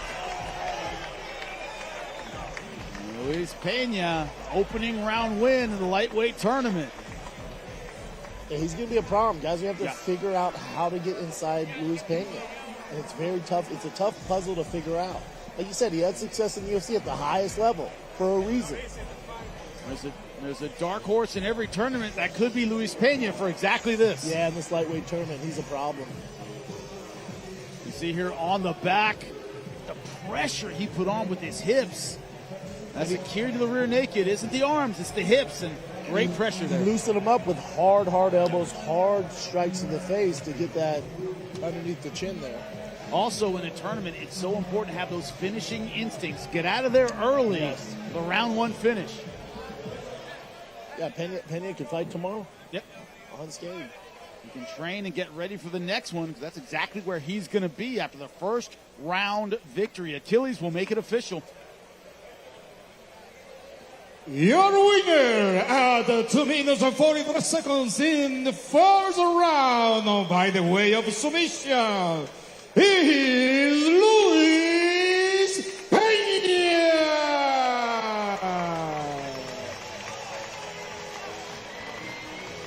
Luis Pena looking to get his career back on track. Well, that's how you do it, with a first round finish. Beautiful stuff from him, and as you said, Brandon, he's going to be a problem, for sure, for anybody. He's going to be a problem. Someone needs to figure out that oncoming dynamic of just his length and his size, and he's very smart with his kicks. And yeah, one was off, he hit the dude in the nuts, but overall, those his feet and his legs are the problem. So whoever can figure that puzzle out is going to have a lot of success against Pena, but wasn't tonight. When we talk about veterans, another veteran in the lightweight tournament, one I know very, very well, Charles Rosa, has the experience and also motivated to get his career back on track tonight. My name is Charles Boston Strong Rosa. I grew up in Boston, and fighting was always in my family and was in my DNA. I really came across mixed martial arts. Like, I always got in fights. I got in street fights, hockey fights, friggin' fights at school for money. But, you know, after a 10-year UFC career, I got to the point in my career where this is for me. Like, I do this because I love it. I won a couple world titles after my UFC, and I get to show who the baddest motherfucker in the world is, and that's what I'm going to do come April 10th. When I get knocked down, that's not the worst thing I've fucking been through. I just know to get back up, you know, never give up. That's the way I was raised. It's like, I've had fights that go to decision. I've never been knocked out to finish my entire career, and I'm still standing, and I'm still here, and that's why I'm still fighting. So I look to plan on winning this $500,000 and set things up and win the world championship. So what I know about my opponent, Jonansky Sojo, I know he's a fucking dead man walking. Jonansky Sojo is going to go in there against one of the baddest motherfuckers I fought in 10 years in the UFC. I'm still at it, just won 2 world championships. I'm on a 7-fight win streak, just knocked my last guy out in bare-knuckle hockey fights. And man, I'm still at it. I'm in the prime of my career. I mean, I'm 39 years old, but this is 39 years of knowledge in mixed martial arts, street fights, jiu-jitsu matches, kickboxing, UFC fights, traveling the planet fighting the baddest motherfuckers, and now you get the best version of myself. I see this fight ending by me knocking Sojo out cold in front of his entire crowd and his home family. I've watched him fight before. I know he's a tough kid, local guy. You know, I have respect for all fighters, but he has to earn my respect that night. So after that, we can talk, but before this, it's war. Sojo, I hope you're training hard and you're ready, because I'm coming to Santo Domingo, Dominican Republic, to beat the fuck out of you in front of your whole family. Let's go. Wicked tough, bro. Wicked tough. Hard. Wicked hard, this dude hits. You talk about wicked hard. Ray Cooper III has incredible knockout power. You look at the experience, 25, 14-1. Glaucio Elizario from Brazil, 10-9. But you look at the reach, a slight advantage for Ray Cooper III, but the age, Ray Cooper III, 5 years younger than his opponent. Our next lightweight tournament bout, we're ready to go. Our next contest in the lightweight division. Please welcome first, Glaucio Elizario.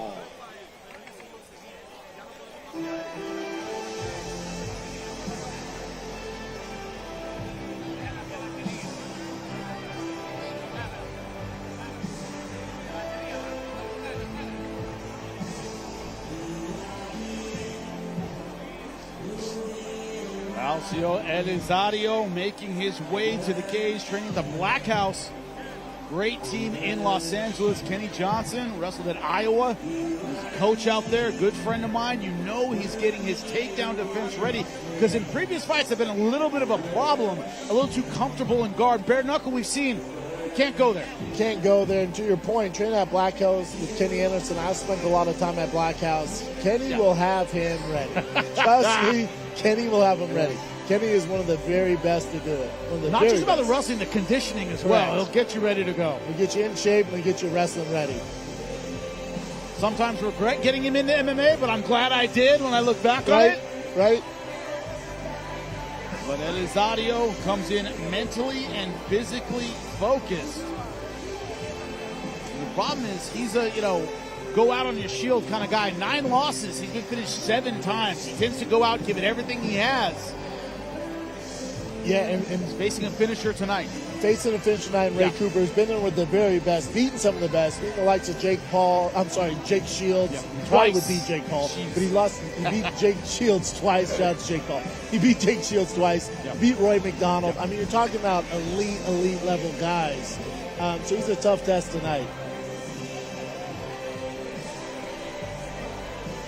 And his opponent, Ray Cooper III.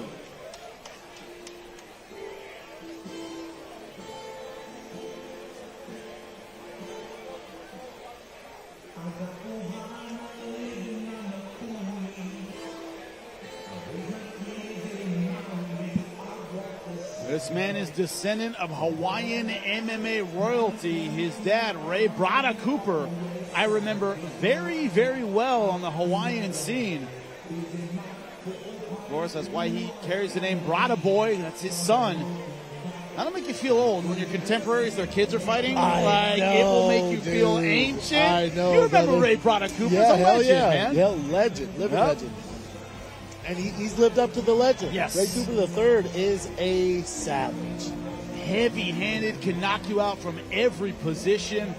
Also, talk about the wins, Jake Shields, Roy McDonald, those are at 170 pounds. This is his second fight in the lightweight division, looking for a resurgence in his career. A lot of fighters change weight classes. That's exactly what he did. The question is, will the power translate? Let's get it started and find out.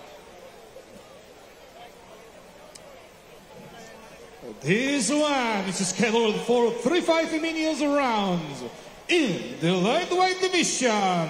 Introducing first, fighting out of the blue corner, a striker with 10 wins and 9 losses from Brazil, Glaucio Elizario. And his opponent, fighting out of the red corner, a striker with 25 wins and 14 losses from the USA, Ray Cooper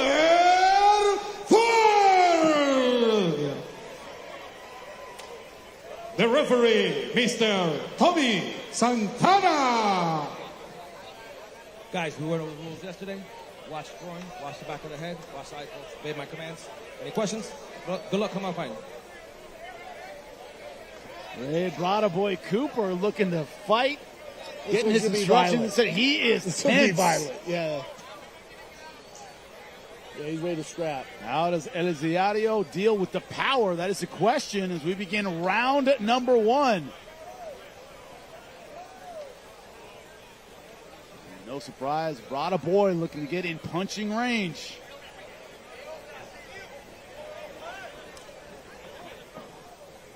He's on his bike here. He's moving a lot. There's been a weakness to Cooper's style. He has been vulnerable to the outside game, the leg kicks, the versatility. He can win a power exchange with almost anyone. Oh, they're scrapping. Those boys are letting it go there. Letting his hooks go. You're talking about being sparing with your power punches to save your hands. That ain't Cooper's game. He's going to throw them anyway. Cooper isn't worried about breaking his hands or hurting his hands. And it shows with his game plan here. He's kind of throwing caution to win, especially Glasgow gets his back on the cage, or he's kind of firing. As you said, Elizario backed up. He's expending a lot of energy getting out of the way. Looking to counter punch.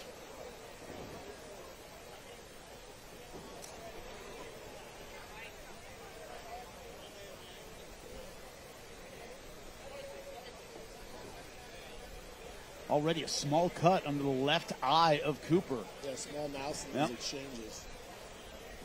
Man, it just doesn't take a lot to get bruised and cut up. Especially with the tenacity these boys are throwing with. See, as soon as he can get into the cage, he just has to cut off the cage. A little better job cutting off the cage. It's coming straight at him. What do they say? Stalk, don't chase. Yep. Right? Cut that cage off, buddy. Yeah, so far every single time, Elizario able to escape to Cooper's right. Of course, circling to his left, and that's circling toward the power hand. Yeah, and sometimes you can cut the cage off. You don't have to. You should, but if you can't get it done with the feet, you can do it with your arms. With throwing hooks, getting them back into your. George Foreman, famous for that, kind of leading you where he wanted to go with those wide hands. Yeah. Oh, good right hand and a left behind it.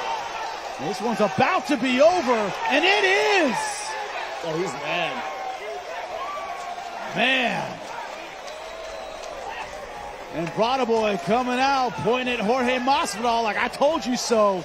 He's a bad, It's a bad man.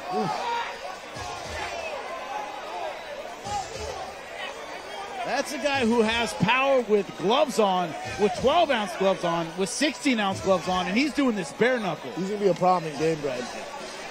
Because he just came in, we got another stretch out. They called it right away, too. That must have been a bad shot, because as soon as he went, get over here. That was a hard shot. Some hard ground and pound as well. The referee raved it off immediately. Yes. Excellent job with the officiating. And the way they're holding his mouth looks like he might have a broken jaw or lost some teeth.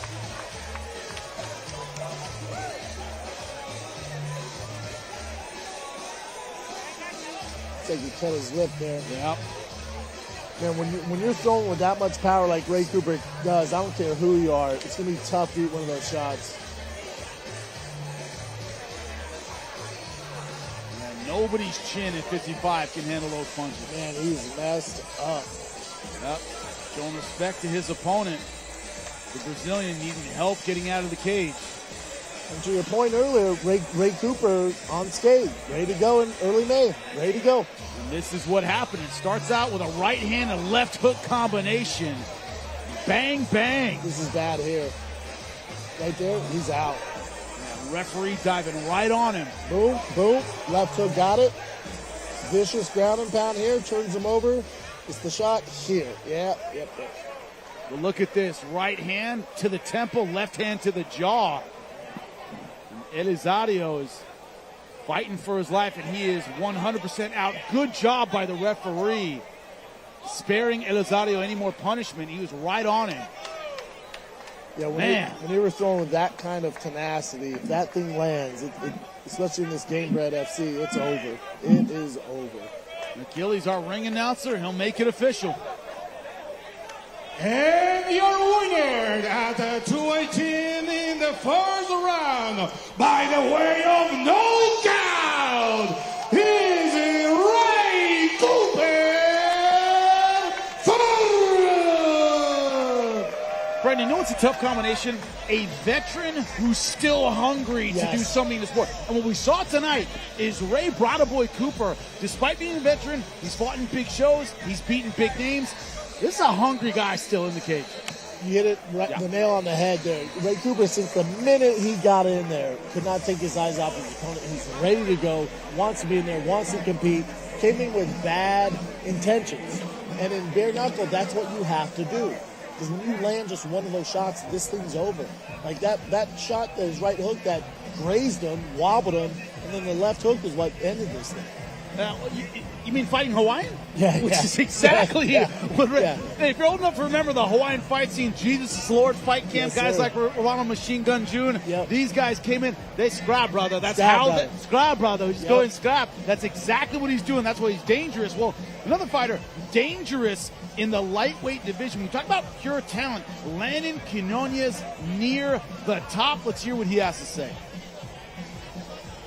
My name's Landon Quinones, fighting out of MMA Science Academy here in Sunrise, Florida. Man, I feel like when I started fighting, I was really young. It was just something I went all in on. You know, I had my first amateur fight after a year of training. I got that winning feeling. I got that high of getting my hand raised, and the rest is history, man. She won the Titan FC title, defended the Titan FC title, got the Ultimate Fighter Season 31, signed to the UFC, fought all over the world, coached all over the world. You know, I've made it this far. Now we're here in bare knuckle MMA. Let's get it. So I've been doing this for a really long time. This is definitely my first rodeo. As far as bare knuckle MMA is concerned, at the end of the day, it's still another fight. You know, I've been in some fights where I've taken a lot of damage, where I've had to dig deep and test my heart. Been banged up, bruised up. You know, I've also been in street fights as a kid. You know, I was a rambunctious, wild one. So, you know, it wouldn't be my first time with the gloves off. You do got to respect it. Bare knuckle is a different game, you know.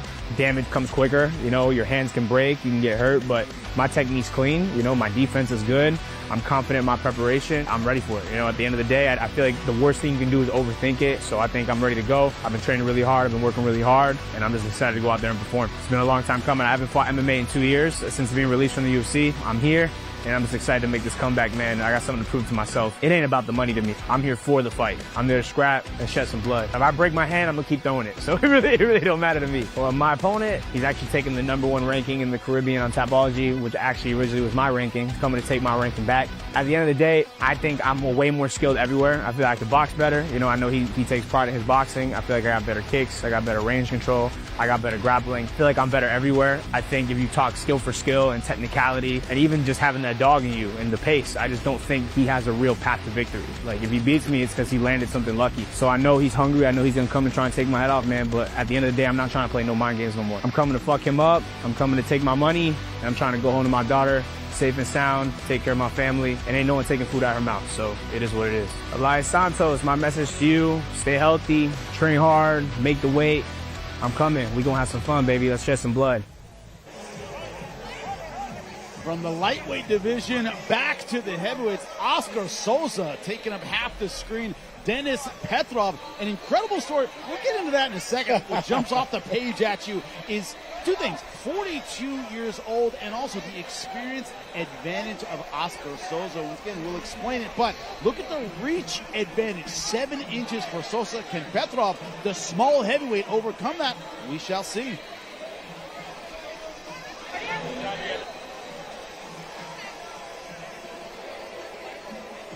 Our next contest in a heavyweight division. Please welcome first, Dennis Petrov.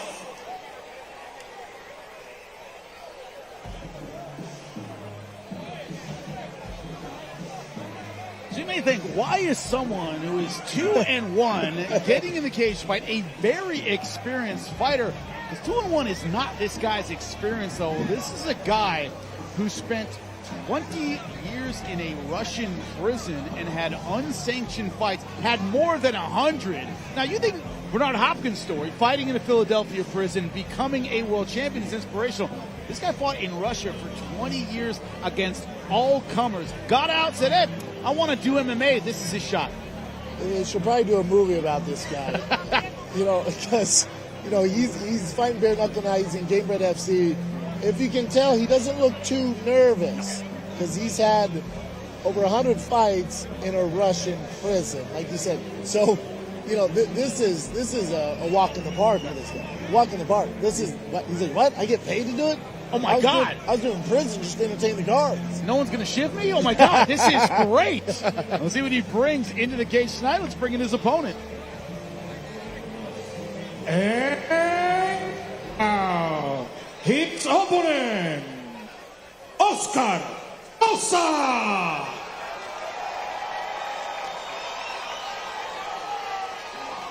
Hometown boy.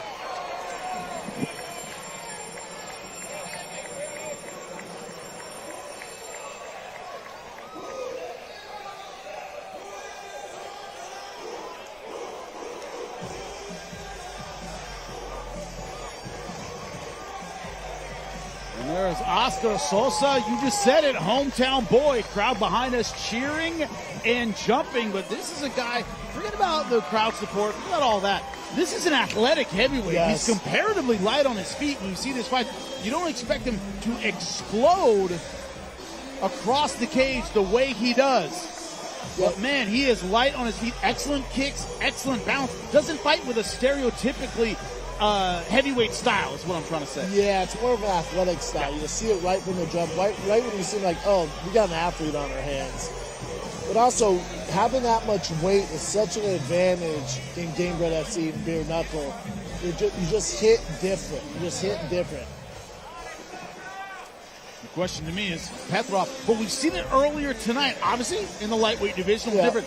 But guys who get hit with fluid speed, they can go very, very well. Their fight can go very, very well. This is one of those heavyweights. Not a lot of guys who fight with that kind of style. Maybe about who hits harder. We'll see. Who hits harder? Who lands first? Petrov giving up a lot of weight. He almost seems annoyed with the walkout music, the lights. He just wants to get to it. If you've been watching him, he's like, what are we doing here, man? This is how we do in Russian prisons. We just kind of get to it. Nobody plays music. There's no entrance. What are all these rules? Yeah, I get that. Yeah, he's not for this. Got to transition to being a professional, but look right now, Sosa, a huge size advantage. We get ready for round number one. As you said, Petrov not looking particularly nervous. Doesn't look like his heart rate's up at all. Our next contest is scheduled for 35 minutes rounds in the heavyweight division. Introducing first, fighting out of the blue corner, a mixed martial artist with 2 wins and 1 loss from Russia, Petrov.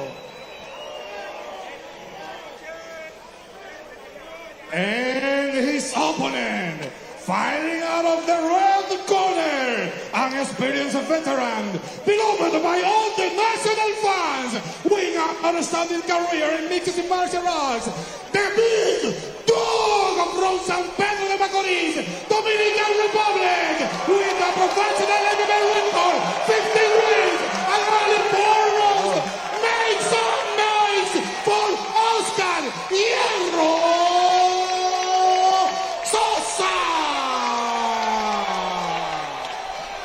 The referee, Mr. Tony Santana. Good evening, gentlemen. We went over the rules yesterday. Wash the cup, wash the eyes, wash the back of the head. Have a good food fight. Obey my commands at all times. Just close to the wall. Come on, fight. First time Petrov training with a team, having a full camp, training with any semblance of rules, but this is bare knuckle, plays a little bit more to his strengths. We're underway, round number 1.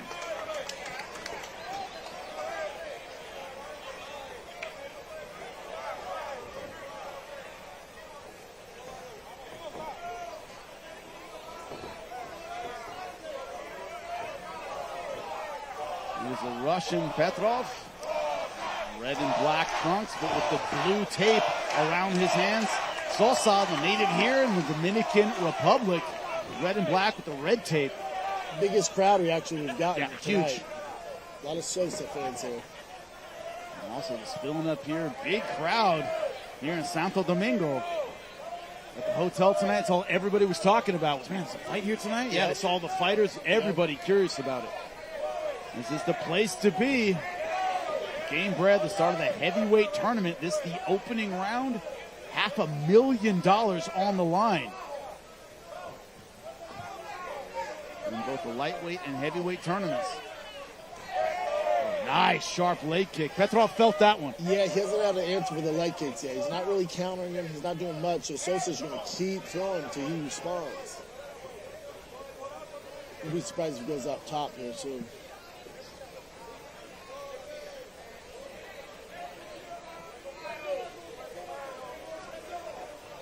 That's that athleticism. Sosa comparatively light on his feet, like to bounce around, cut angles. Not your typical plodding heavyweight. And neither fighter right now committing to their offense. Someone's going to commit here soon. They're kind of feeling each other out early on here, which isn't a bad game plan when you got no gloves on. Don't get a lay of the land, but Petrov's going to have to decide to commit to something here. He can't stand outside and eat those leg shots all night. Nice job feinting that kick.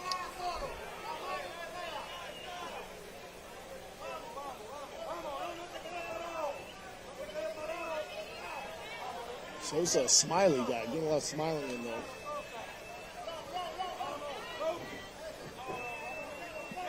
Petrov, good awareness of the low kick. He's trying to get into punching range, Petrov and there it is. Advantage when he gets his back on the cage. That's when he needs to kind of put the gas down.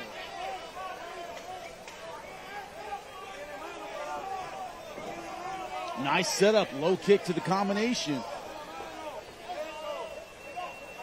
Petrov, you can see, not just a brawler. This guy's got real skills. I bet he was a handful in that Russian prison. Nice. My God. Can't even imagine. Oh, my God.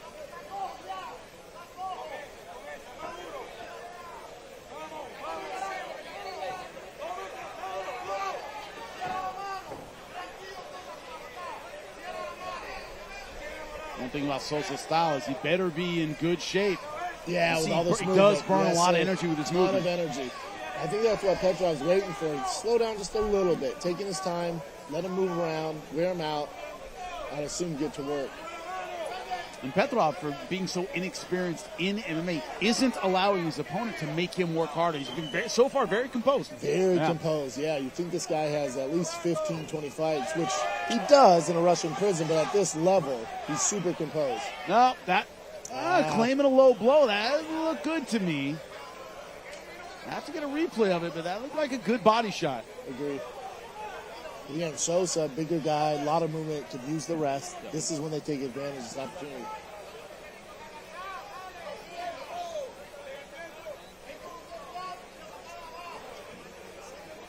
Take a look at it here. It might have strayed a little low. Kind of bounced off his stomach, maybe into the cup. Let's see. Can't really tell from that angle. But we're back in. So, didn't take too much time with it.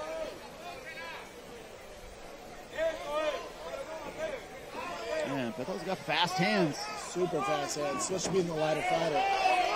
Good job, Sosa, trying to counter that speed. Oh! What I tell you good up head top. kick. What I tell you up top. Good call. And back down to the ribs. Settle down, Sosa. Oh my God, what a right hand! Oh, it's out. And Sosa's out. Buddy. Are you kidding me? Buddy. The Russian fighter. Sosa trying to take down the referee. He had some success. Got overzealous. Right hand. Yes. You called it overzealous. Had some success, and Petrov finding a beautiful shot with the right. Sosa set it up all night. Leg kick low, leg kick low, leg kick low. The right timing, landed it, wobbled him, got overzealous, starting a little sloppy. You wonder what Petrov was doing in there at 2-1. That's what he was doing in there. The guy has real heavyweight power. That's impressive. He looked cool and composed as well, even when he got rocked. Yes. Even when he got rocked. I feel bad for the guy who goes, oh, he's 2-1, I'll fight him. That's a bad idea. Whoa. Man. And again, to your point, Petrov got hurt, ready to go in early May. Look at that right hand flattening a gigantic heavyweight. Great follow-up. Look at it here. Looks low, goes high. And look at these finishing instincts. Again, for Sosa, big guy going straight back. You got to angle out. Oof, and that's why. Easier said than done, but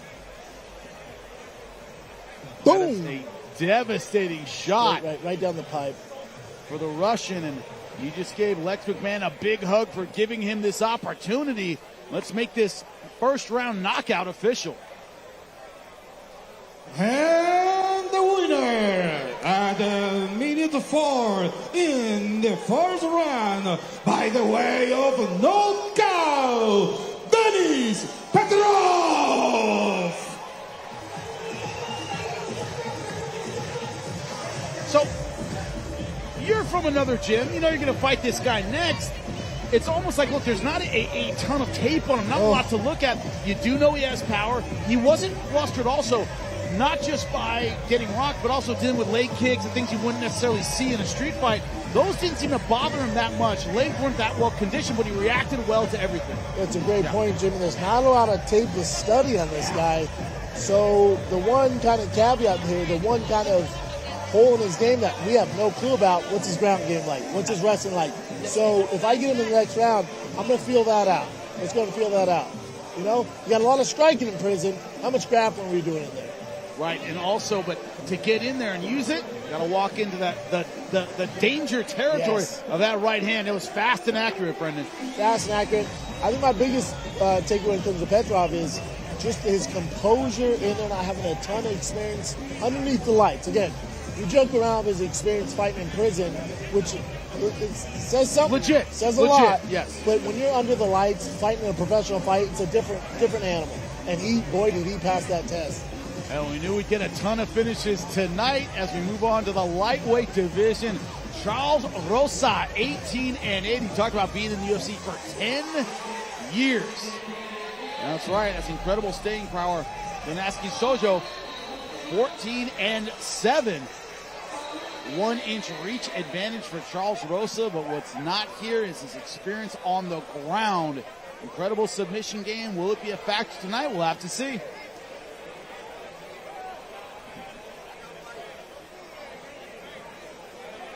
Our next contest in the lightweight division. Please welcome first, Danaski Sojo.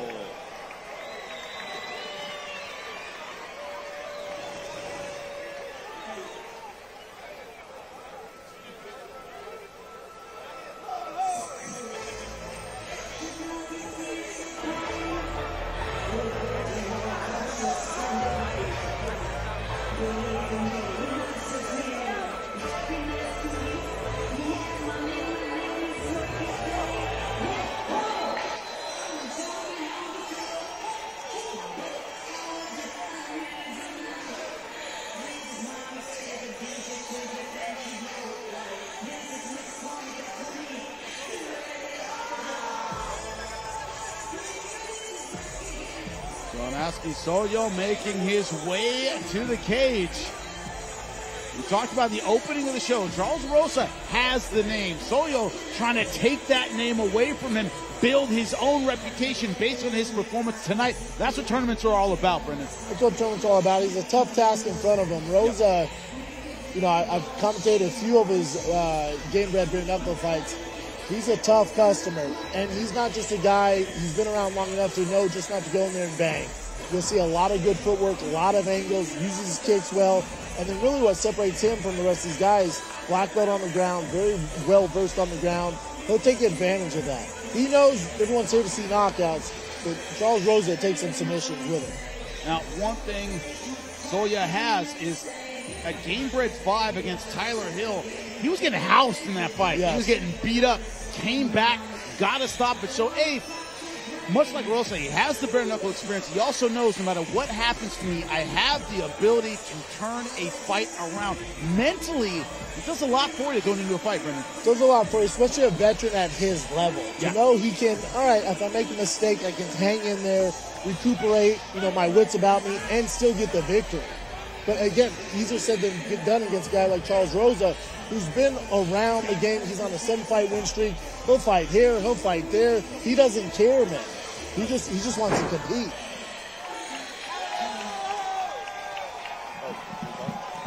And his opponent, Charles Rosa. Petrov now, that was the reserve bout with that win he just had.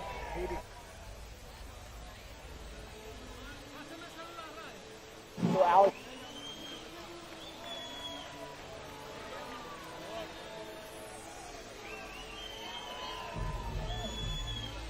Go fight May 1st. Yes, there is Charles. Okay.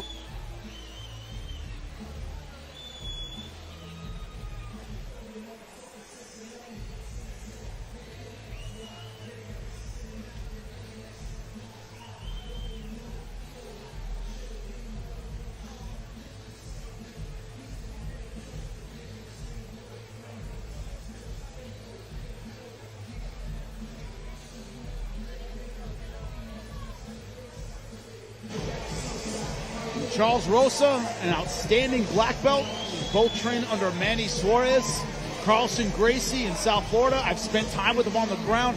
Kimura traps, funky game, excellent guard, good transitions, right? So the kid's good at everything.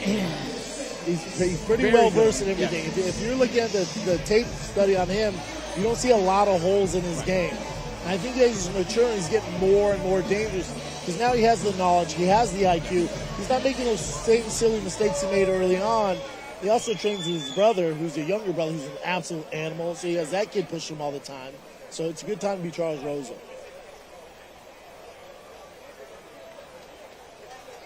Our next contest is scheduled for 3-5 million rounds in the lightweight division. Introducing first, fighting out of the blue corner, a striker with 14 wins and 7 losses from Venezuela, but with a Dominican heart. You are Jonaski La Máquina Sojo! And his opponent, fighting out of the red corner, a boxer with a professional record of 18 wins and 8 losses from the USA, Charles Rosa. The referee, Mr. Oliver Cruz.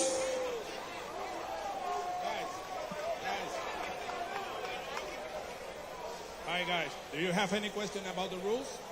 Okay, follow my instructions all the time, protect yourself all the time, push close if you want to, go to your corners. Sojo with the crowd support, Charles Rosa with the big fight experience.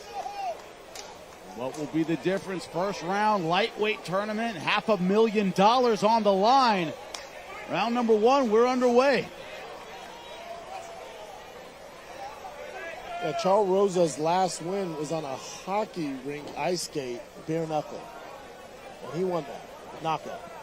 That he's from Boston, so that's like kind of his makes thing. sense. Yeah, 100%. Yeah. Wicked tough, bro. Wicked tough, bro. Will we see a quick takedown? Every fighter tonight has been at least willing to engage on. We have seen some takedowns, but everybody's been really willing to engage on the feet. We want this crowd to get their money's worth. So far, so good, too. There's been some great finishes. Outstanding stuff.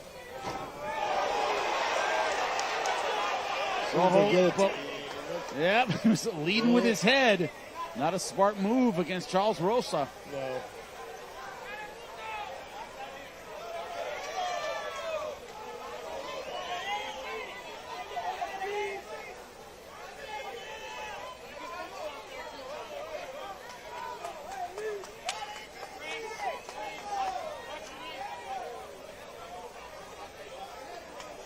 Sojo staying very tight in the clinch.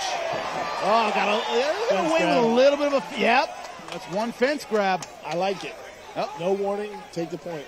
The referee taking away a point for that one. Now Charles Rosa working for the guillotine. I assume he's just using this so he can't posture up and rain down some punches. Charles too well versed in grappling to know to hang on to that. Yeah, might be trying to slide his leg through. Get to full guard. We can actually use the guillotine.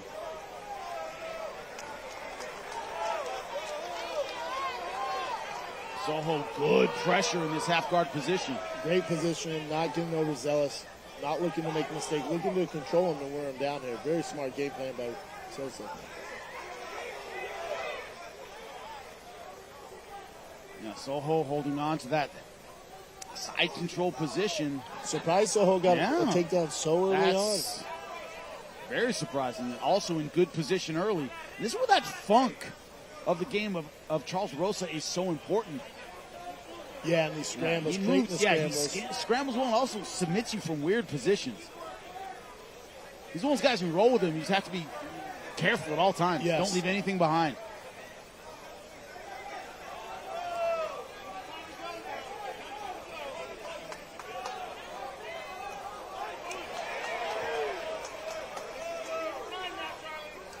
Tell you what, guard is dangerous in this Gamebred FC because you allowed the guy on top to posture up and it's going to do some damage.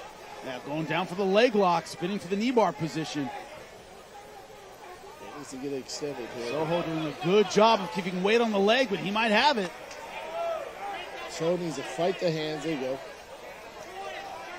Trying to free the leg, but Rosa going for it.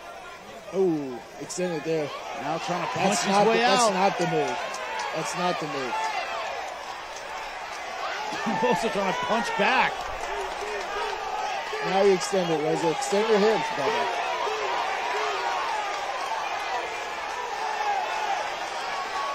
Now looking for the inside heel hook. Oh, he's giving it to him right there. Well, going outside with it.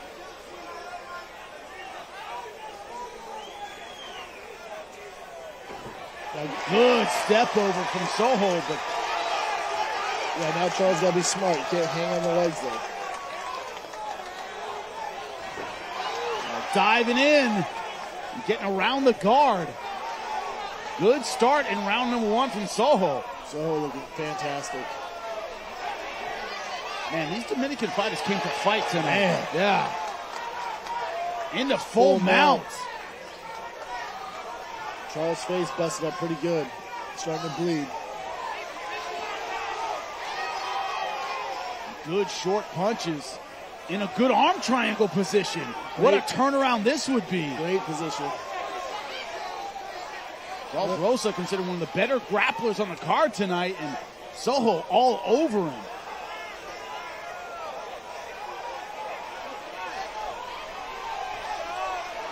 Full mount, vicious, ground and pound.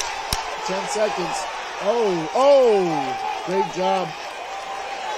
Good, trying to reverse, but ends up giving up his back. And time will run out. Round number one. That was it. Saved by the bell. Wow. Shout out to Zach Morris. Saved by the bell. Wow, he's beat up. Yeah, a mask of blood on the face of Charles Rosa. Sojo's corner looks at him and goes, great round. That's all they said. Great round. Yeah. Sojo doing very well.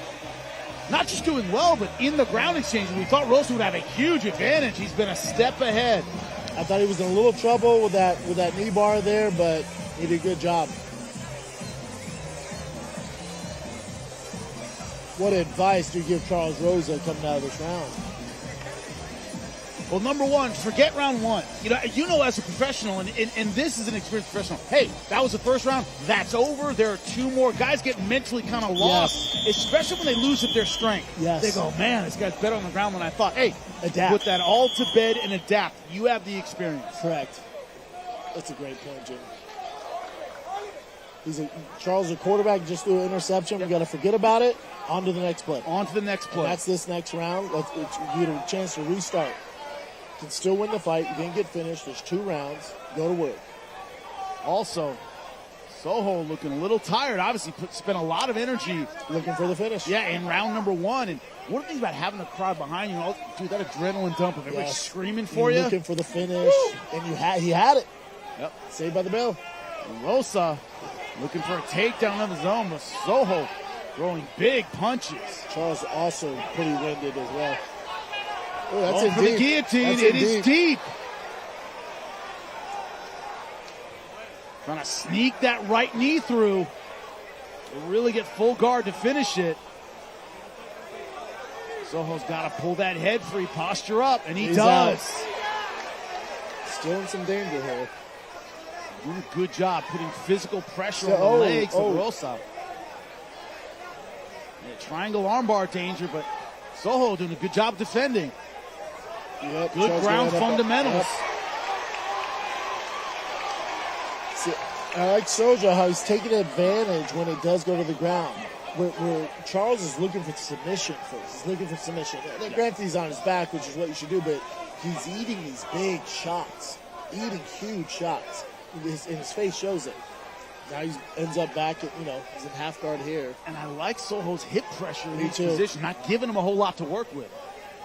He's very calculated, and he's doing damage when it counts. A lot of times you roll with guys who are 25, 26 years old, they're flexible, funky, whatever, and you finish rolling with them, and they're frustrated with you, and you go, dude, I just know when to get heavy. Yeah, exactly. I tell guys that. I just know when to get heavy. I know how to get heavy. Yep. Right? That Carlson Gracie style. You know how to put weight on somebody. And Sojo right now fighting with that kind of style against a Carlson Gracie guy. Right? Just this hip pressure right here is really nullifying the game of Rosa. And Charles is throwing the kitchen sink at him. Knee bars, ankle locks, triangles, arm bars.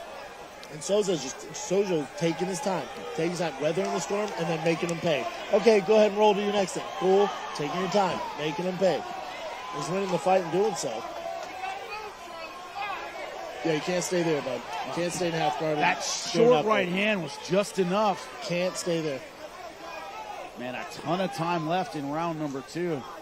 Man, we haven't had time to take a breath in this card so far. Man, tonight has been bangers. Stop. Got to give a shout out to the matchmakers. Lex McMahon, Jorge Masvidal. They found some great talent, especially here in the Dominican Republic, to represent tonight. These Dominicans, man. It's something in the water out here, man. These boys came to fight. And Sojo is just so active when it's time to lay down some ground and pound. He's doing a good job executing that. And negating the flexibility, the trickery of Charles Rosa. Yeah, Charles is never out of the fight with his dangerous guard, as you can tell here. But again, Sojo doing a great last job. second pressure, escapes, exactly. It's also exhaustion for Charles Rosa on the bottom, constantly throwing these attempts. So it's tired for Sojo, but for Charles, it's a lot more exhausting. Good job making Rosa carry his weight. Sojo just putting a ton of that wrestling ride kind of pressure on you. Right in the hips, heavy on the hips, not giving him an inch.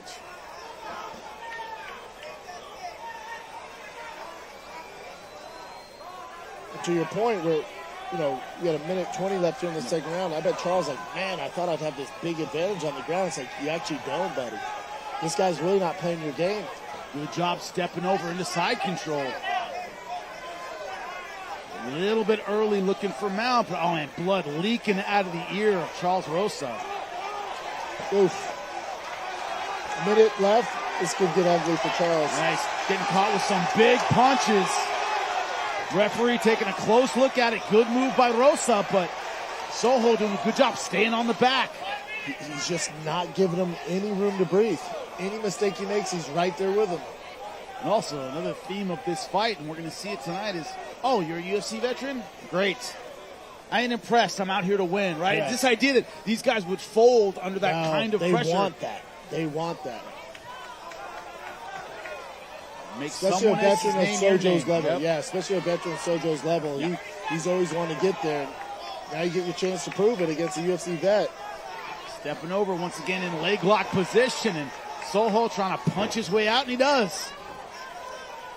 It's that non-stop fluid transition to the striking.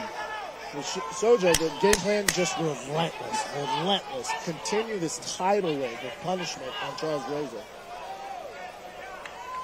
Again, Charles doing a good job, scrambling, kind of setting things up. He's just paying for it in every position. Also, side control, it's half one of those guard. things, Brendan, when there's a difference between finding an end to the fight and doing enough to stay in the fight. Yes. Rosa's doing just enough to stay in the fight, right? I think it was close to getting finished twice now.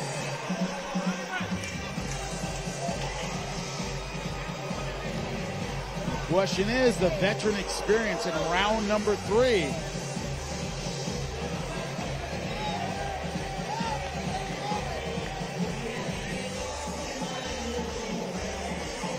Sojo has 1 round to go against a veteran guy who's been in deep water a million times. And you know in the corner, that's what Charles Rosa's corner is telling him. Look, you've been here before. Correct. He has it. You can come back at any time. You've been here before. You've won before down 2 rounds. For Sojo, hey, keep doing what you're doing. He wants to play this game, these Granby rolls, all that. Let him do his thing and make him pay. Once that thing stops, make him pay. Pour it on him. Let's get a finisher in the 3rd round. Because Sojo's tired. Charles is definitely more tired. A little bit of a limp. Yep, and he's wearing it on the face as well. Yep. That face is pretty beat up. Yeah. Both eyes. It looks like on the right side, a little bit of a limp from Charles Rosa. And that right eye is an absolute mess. I'd be surprised if he's takes a walking look very at it. gingerly right now.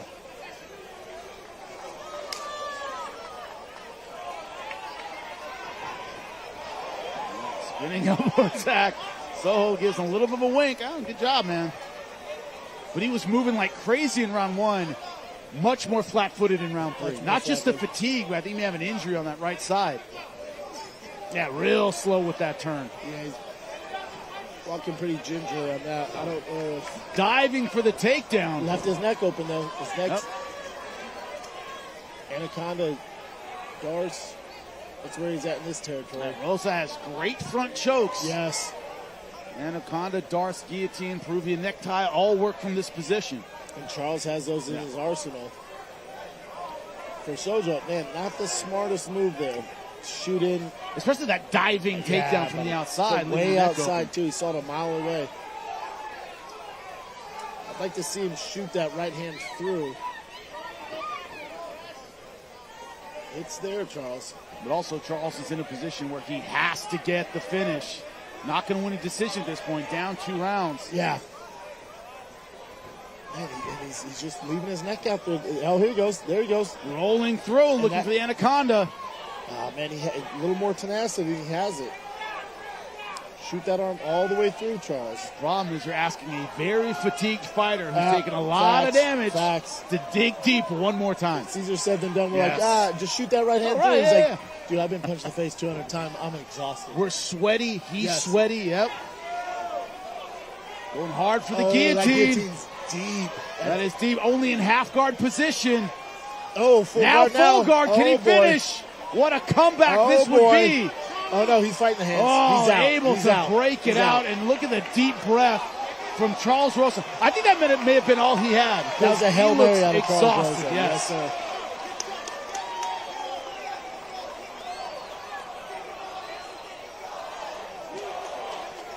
The crowd here chanting Sojo, Sojo.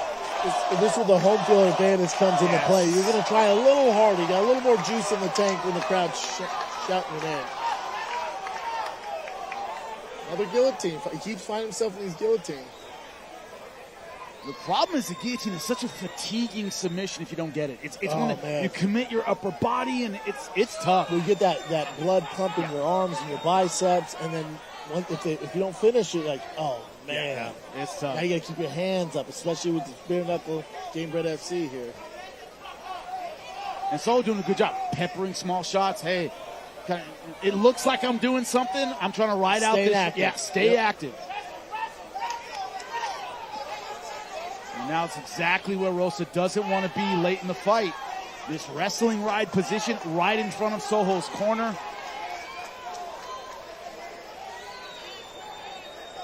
Sojo just all over him, just not letting him recover. And this is one of those situations, Brendan, where if you when we first got this bout card, I looked at it, I was like, I consider Charles Rosa maybe the favorite at 55. 1,000%. He's in there getting manhandled. Getting beat up. By a fighter we did not see as one of the elite, but that's what the tournament's all about. That's why tournaments are great. Yeah. And I love the tournament style. Cinderella story. Yes. Yeah. You got that Cinderella, the 16th seed, which Sojo probably was the 16th seed in this lightweight tournament. Easy. Probably, with his age and experience, probably the 16th seed, and look at him. He's beating up, top 5.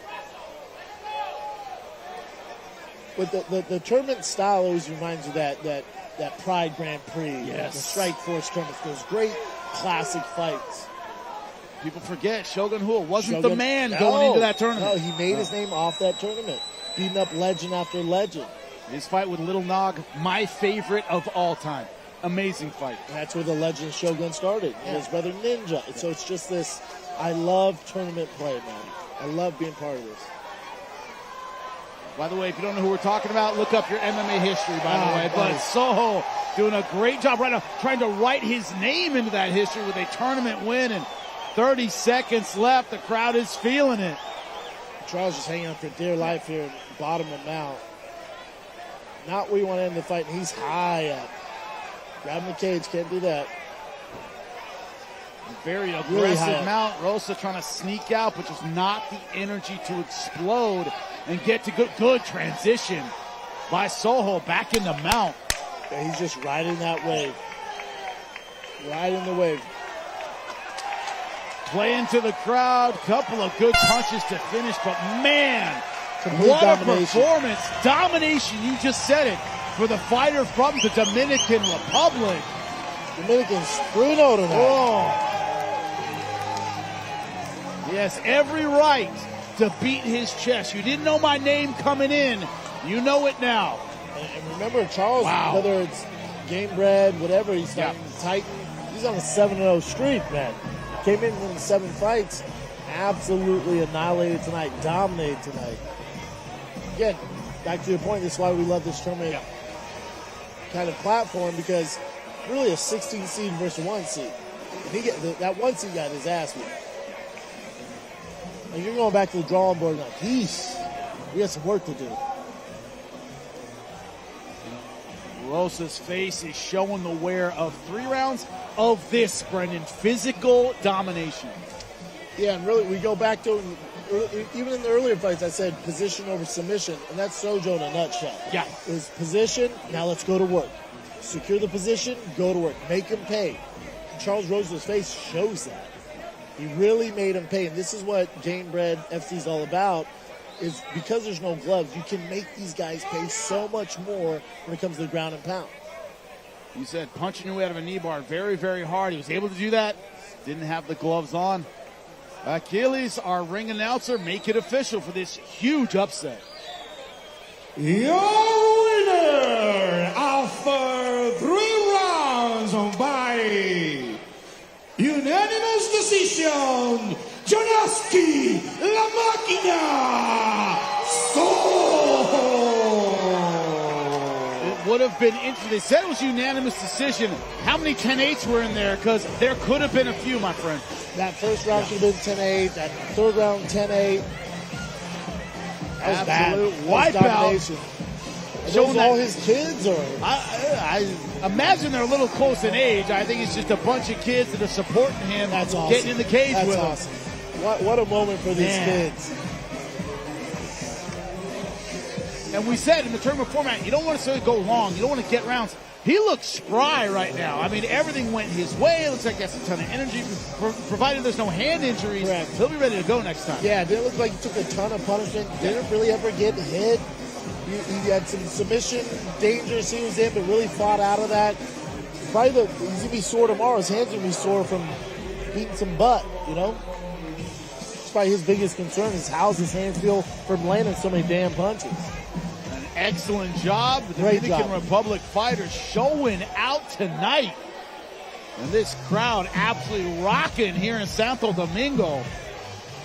Great place for a fight. They've been treating us great whole time we have been here.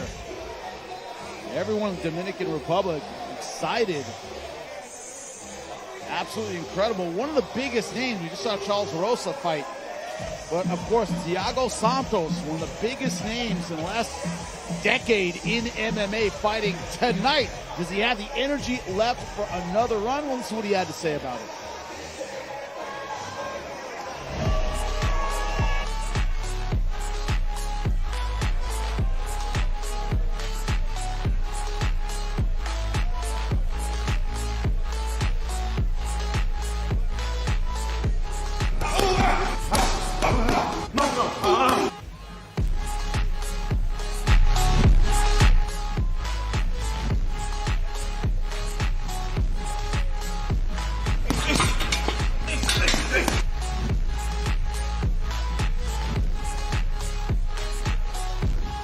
Difficulties with the audio there, but Thiago Santos, one of the bigger names tonight. Of course, you know about his war with John Jones, arguably won that fight.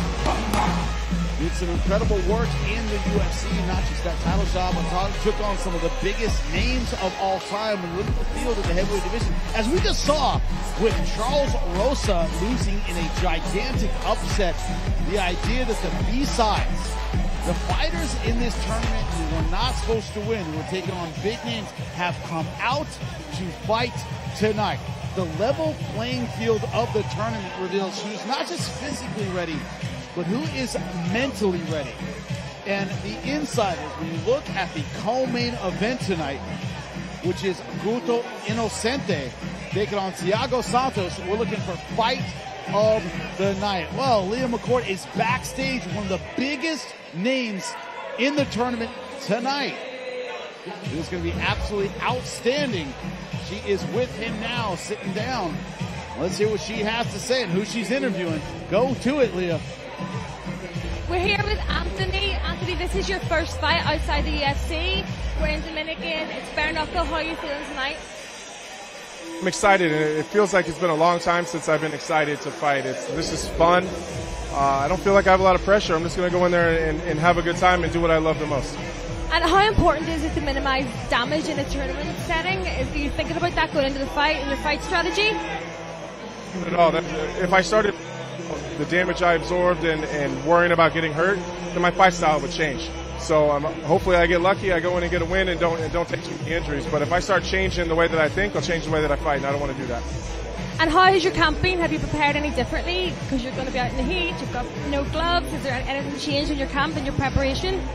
Not really. I did the whole camp at home with my home team, which was a lot of fun. I was able to sleep in my own bed every night, which is a big change from when I was in the UFC. I'm in heavyweight now, so there's no weight cut, so I don't have to be in fat camp at the same time. I'm not worried about that, so you just focus on getting better and learning, and not so much about getting smaller. And I've just been having fun. I don't need to do this. I want to do this. So that mindset change has been a lot of fun for me. Yeah, that's the best way to do it. Well, best of luck tonight. We can't wait to see your fight. Back to you, Jimmy. Is our main event. Anthony Smith taking on Chase Sherman. That is a gigantic question. Is a veteran fighter like Anthony Smith, how much does he want to get in there? Is it a matter of need? He just said it. I want to get out there and compete, and I don't have to, and it's a big weight off of my shoulders. The question is, this was a man who fought comfortably at 185 pounds. Went up to 205, famously got a shot against John Jones, fought Glover Teixeira, fought some of the best names in the UFC at the time. Alexandre Rakic now moving up yet again into the heavyweight division. And we move on to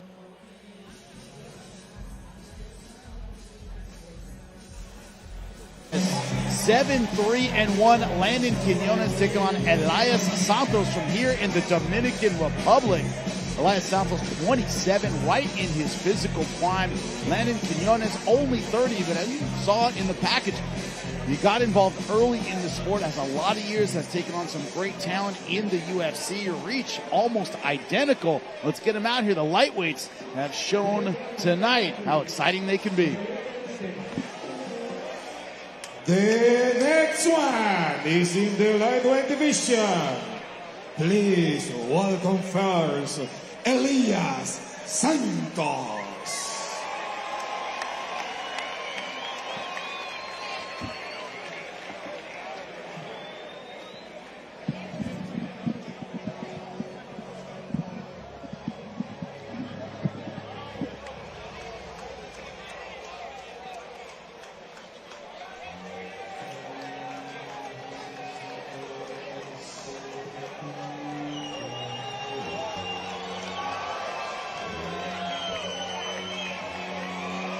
If the crowd here has emotionally recovered from the Sojo upset over Charles Rosa, they will give this guy their energy next. They are still excited. They want the Dominican Republic fighters to keep right on rolling. Speaking of rolling, this is a man right now on a 6-fight win streak. He has knockout power. He can be a little reckless, but the idea that he believes he can win, he has momentum in his own mind tonight.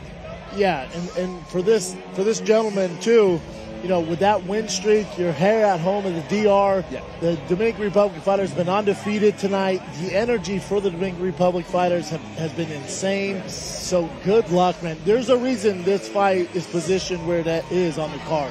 You have your co-main event, main event next. There's a reason this is the third fight on the card. Also, we both know Paulie Malignaggi. I've worked with him professionally. Love Paulie. You know him, love Paulie. We talked about his high-level amateur stats, fighting internationally. He goes, Jimmy, you don't want to be the one guy to go home. Yes. The U.S. team. You don't be the one guy to let everybody else. They all win their first-round matches, and you're up there and you're going, oh, man, everybody else won. Hey, I'm not going to be the guy to look like a punk in front of everybody. Yes. This kind of team atmosphere in the Dominican Republic. These guys are all united, the fans behind them. You don't want to be the one guy, not only to lose, but to not have a great showing and give it everything. Yeah, because the Dominican Republicans tonight have looked phenomenal. Yes. They've looked phenomenal. So there's a lot of pressure riding on his shoulders. The level of MMA all over the world getting so incredibly high, and we're seeing that right now in the DR. But he has a very tough and experienced opponent in front of him tonight. And his opponent, Landon Quiñones.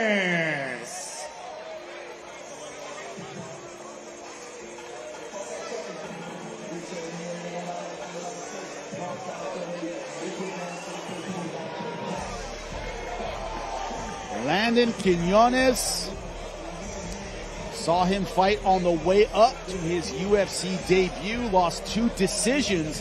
Very, very disappointing. Has not fought since. That's over 2 years out of MMA. Said I had to mentally, physically refocus, but he has undeniable talent. You see what the guy can pull off in the cage. Very, very impressive. And has a tough task tonight because he has 2 years out of the game. You're fighting a guy on a win streak. It's a tough task. Because you know this, Jim, when you have that win streak, when you put together a few wins, especially 8, I think it's 8, is the streak he's on, you now know what you're doing in training camp is working. You believe in it. So when you believe in it, you come into this cage thinking, I'm doing something right, man. And you believe in yourself more than you've ever believed before because 8 times it's proven to work. So that's what Landon's doing. And with 2 years off, man, they didn't do him any favors, did they? Also, it's the idea that the Dominican Republic fighters tonight, one thing we've seen, they're not giving you the time to warm up. They're not giving you the time to kind of break, they're not fighting scared. Yes. They're going after it.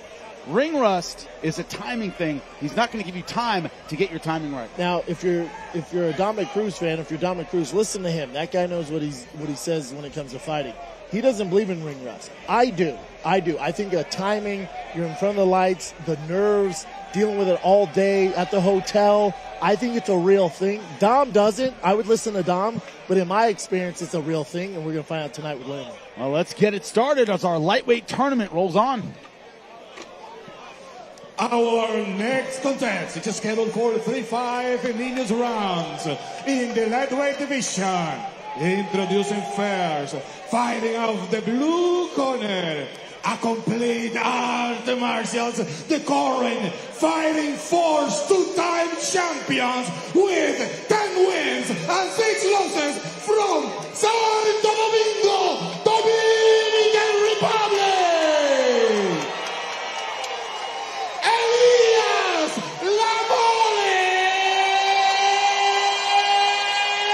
Santos.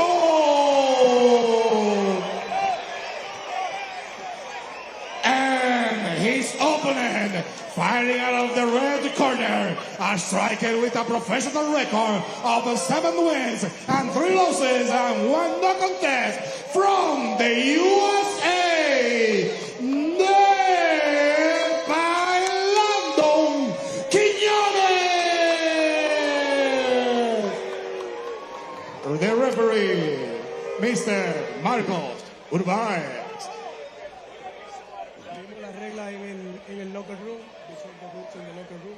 Protégete en todo momento. Protect yourself all the time. Protect yourself all the time.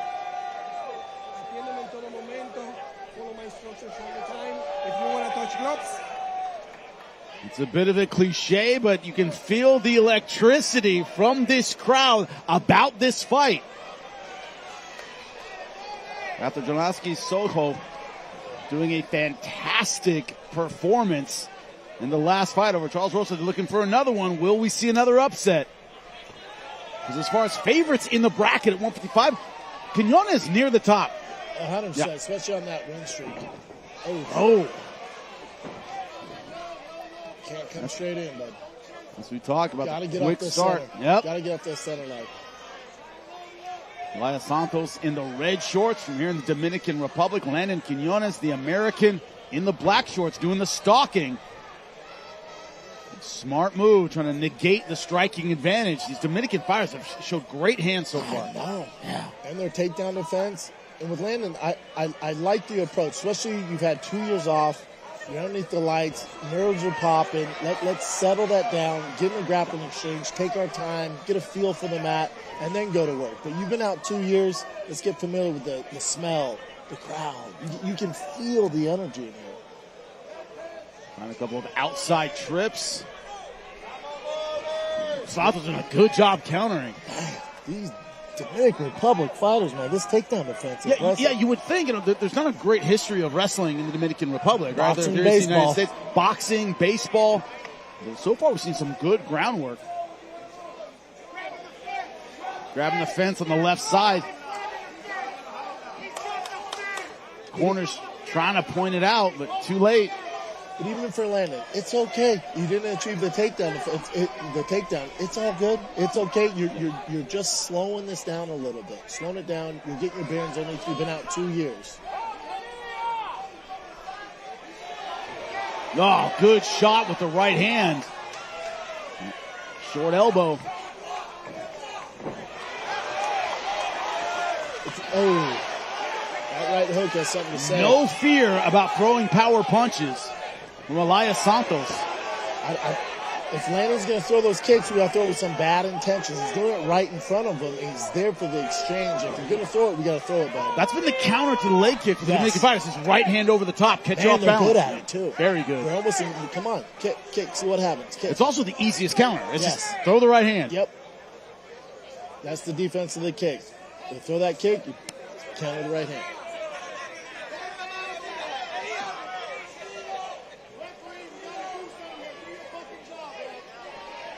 Corner really upset at the referee, saying he's missing the fence grabs. He did get away with some of them earlier. Once again, elbow over the top. Good break there. Elias Santos playing the counter puncher, and so far doing it well.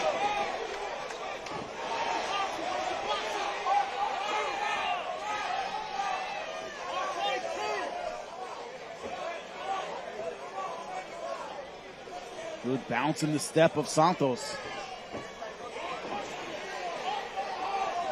Santos looking for that right hook. Good kick. Answer back with a good kick.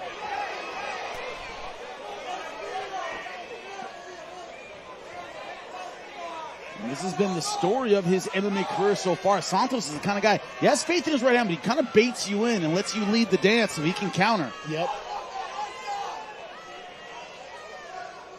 He's constantly on that back foot. Good level change, good defense. Because that was a good shot. takedown. Good quick shot. Good penetration step, but Santos able to counter well. Santos getting the better of the exchange when they decide to disengage here out of the clinch. He keeps landing that right elbow on the exit out. He's had success twice with that.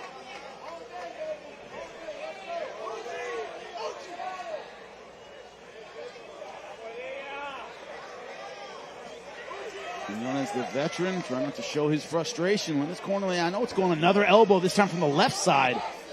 But that same outro you're talking about. Yep, I was waiting on it.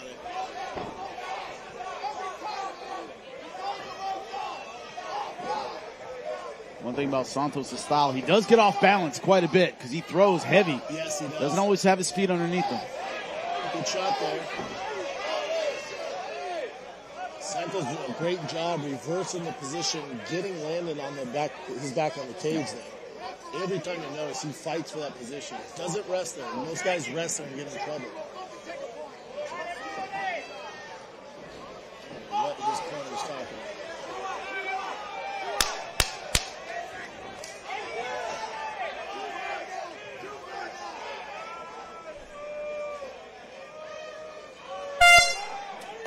The end of round number 1, once again,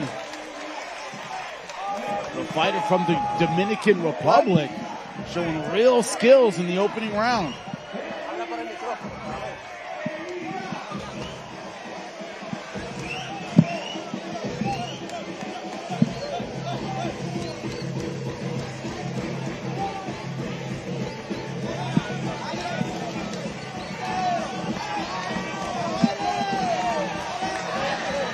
For round number 2, question here, Brendan, is, veteran adjustments. Quinones has been there before, been under the bright lights, taken on excellent talent. Can he kind of flip the script here a little bit? Yes, and for Landon, I think, all right, it's been 2 years, you got a round underneath your belt. Yeah. Now I expect to come out a little more aggressive, a little more fluid, a little more just looking for the finish here.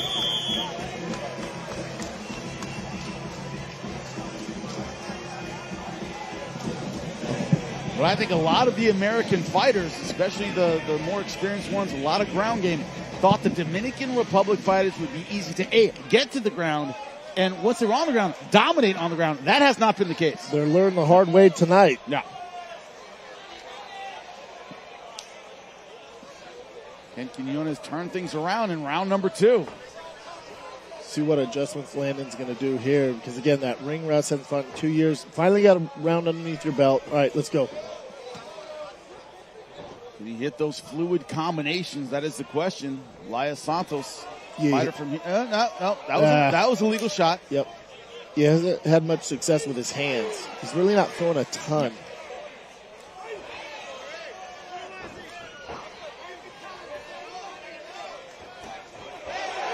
Bit of a clash of heads there, I think, but that's to be expected with these opposite stances. Yeah, Landon stepping in way too aggressively on that and jamming himself, so he doesn't have the ability to land anything. Ooh, got it. Nice jab coming in from that southpaw stance.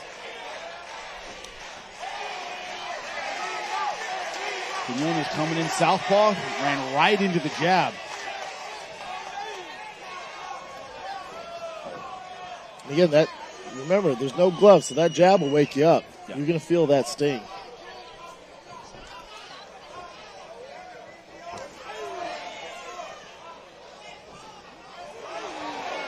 Just out of position when he's throwing those power shots. Just a little bit over his skis. Yep. Oh. Still wings him. Throws with confidence. Oh. Big shot that clipped Quinones. They caught him a little bit off balance.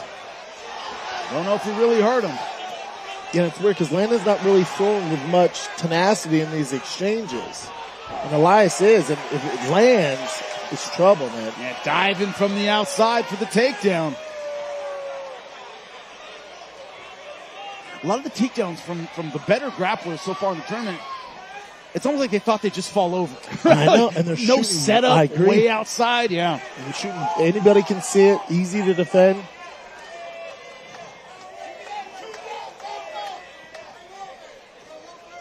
I mean, I wasn't in any of these guys' camps, but it seems like they all went, as soon as we shoot, it's going to be over. Yeah. Because, they're from the DR. Yeah, not a lot of setup, and they're paying the price for that. Yes. Not much success at all. I wish Landon would let his hands go a little more, especially with multiple punches. Dale Elias is throwing with every intention to knock him out. And Landon just sitting in front of him, kind of pitter-patting. It's trouble at this level.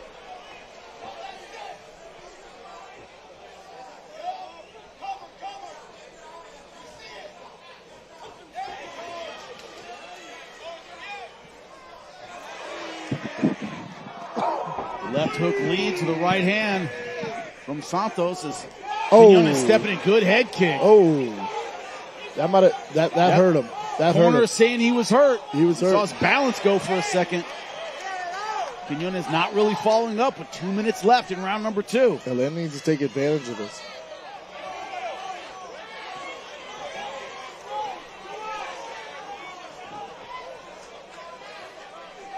Elias leaning to the right. That head kick is there for Landon. Good short punch from Quinones.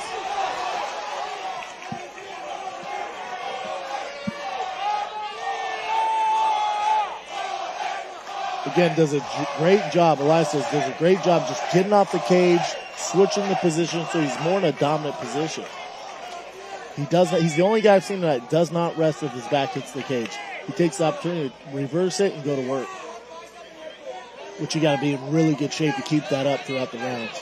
Crowd chanting for Elias Santos.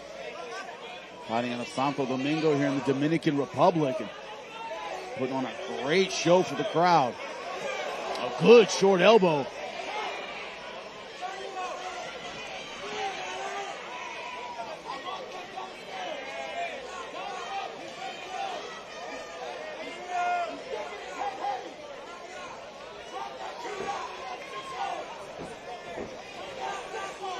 Trying to get tricky with that elbow over the top. I wouldn't mind some more feints from Landon here, too. He keeps overcommitting on his punches, so he's jamming himself. I just wish he'd step a little bit back, shorten up that first step.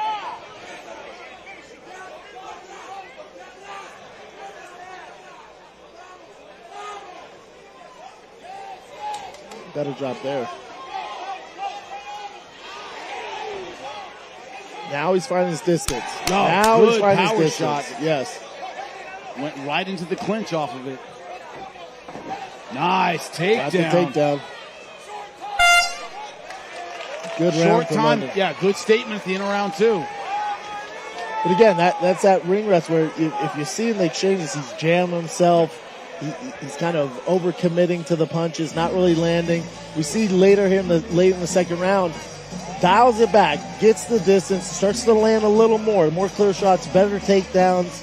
I attribute that to ring rust. Ring rust, a lot of time, the symptoms of ring rust are timing and range. The timing is really there, but the range is a little bit off. Because you can't really mimic the timing of a live fight when you're in camp. You can hit the mitts, you can get sparring partners, but you're just a little more nervous.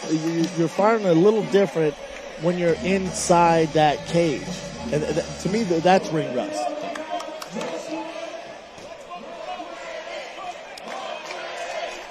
Notice Landon's getting better each round. Yeah, each round, finding his timing, finding his distance. Exactly. Wouldn't surprise me if we're all tied up on the scorecards. Don't know. We are in the Dominican Republic. One of these fighters from the Dominican Republic. Yes. And if you're Landon Quinones' corner, one of the things you're saying is, hey, I don't think the scorecards are going to go your way. No. I thought you won round 2, but wouldn't bet my life on it. Close, yeah. Right.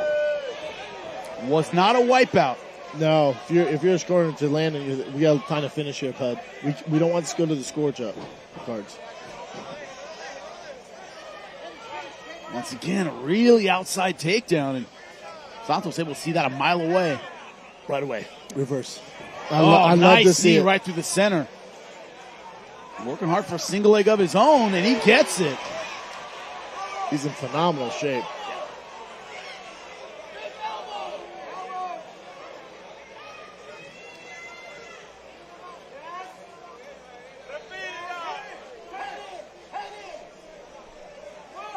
And in these pummeling positions, essentially, he's made Landon Quinones work the entire time. Yes. Good right hand. Oh, another good short right.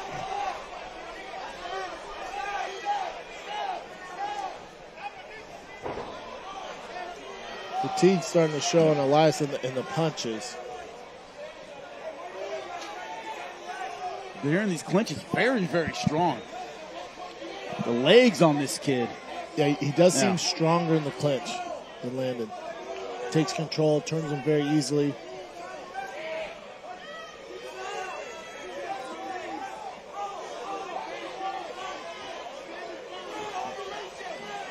Really overcommitting on those punches. And Santos still looking for that counter right hand. Great punch against the southpaw.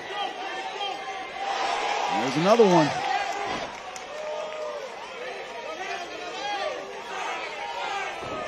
Nice. And this is the first time he's gotten the takedown with a lot of time left in a round. Again, you got 3 minutes. We don't want to leave this up to the judges and the DR here, so we got to get to work, Landon.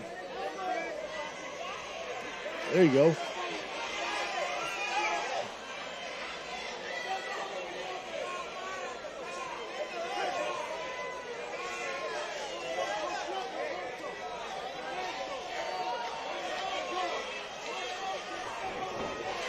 Oh, nice guard pass. Very good guard pass. And the old pound to pass.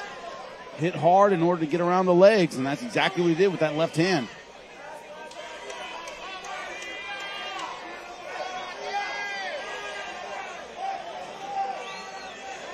Don't let him rest down there, Landon.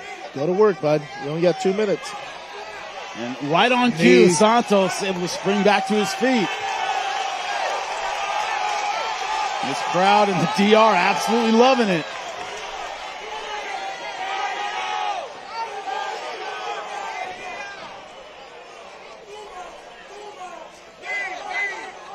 There he goes, turn him around. This fight could be hanging on this last 2 minutes. Oh, nice uppercut. Great uppercut. Oh, another good one. Snap the head back of Landon Quinones. Odds with the guillotine, hard to finish in half guard. He's able to turn Landon Quinones over. Great scramble. Oh.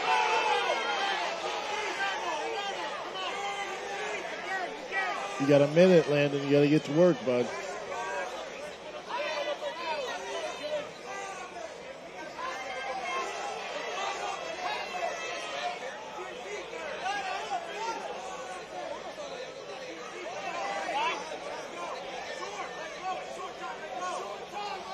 Trying to bring the physical pressure, but he needs to add some ground and pound to it. Under a minute left.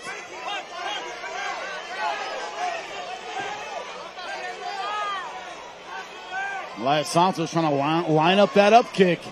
Landon Quinones very, very conscious of it.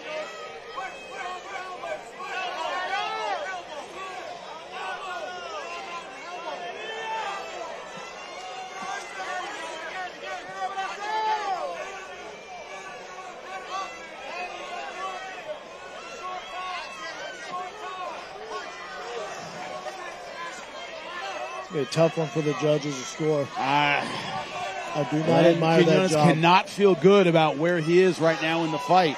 No. You could easily give him the last 2 rounds, but there's no way you give him this third. There is that hometown advantage to worry about. But Landon Quinones, no matter what the result is, will finish the fight on top.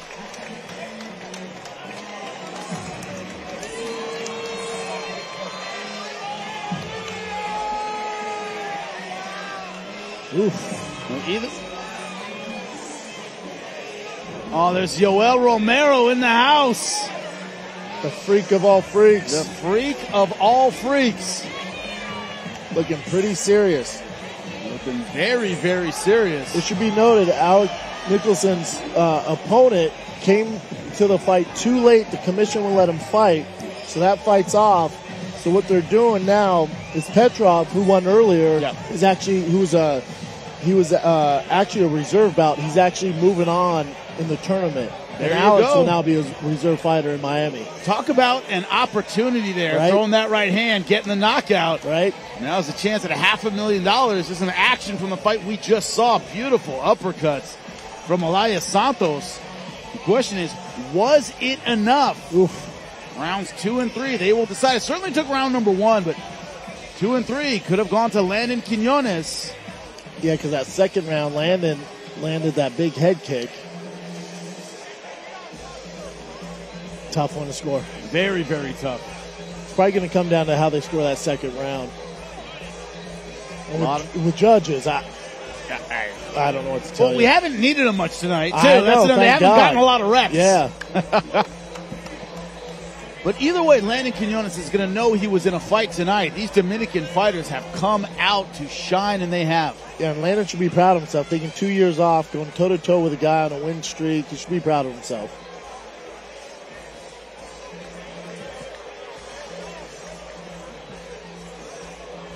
He did his country proud, but will he get the win? Well, I haven't seen sponsor banners in a hot second. It's been a while, hasn't it? They banned him in the UFC. Used to be a staple in MMA. Yep.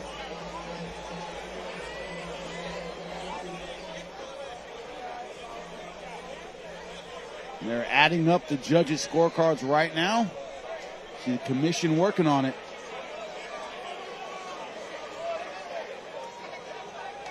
You'd think it'd be easy to add a bunch of 9s and 10s, but sometimes it isn't. Sometimes it takes a surprisingly long time. Takes a little longer than you'd expect. Yes.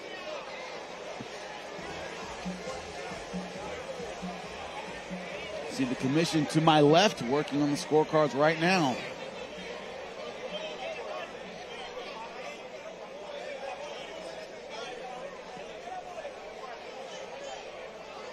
What a night of fights. And the winner, after 3 rounds, by the way of split decision, the winner,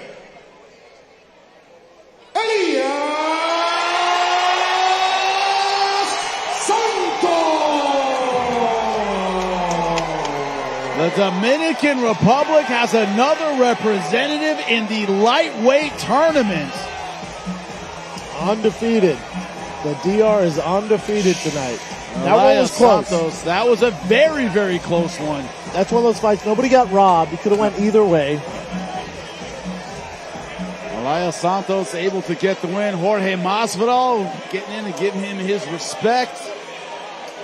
But man, the Dominican Republic is going to have a lot of representation in the quarterfinal round of this tournament.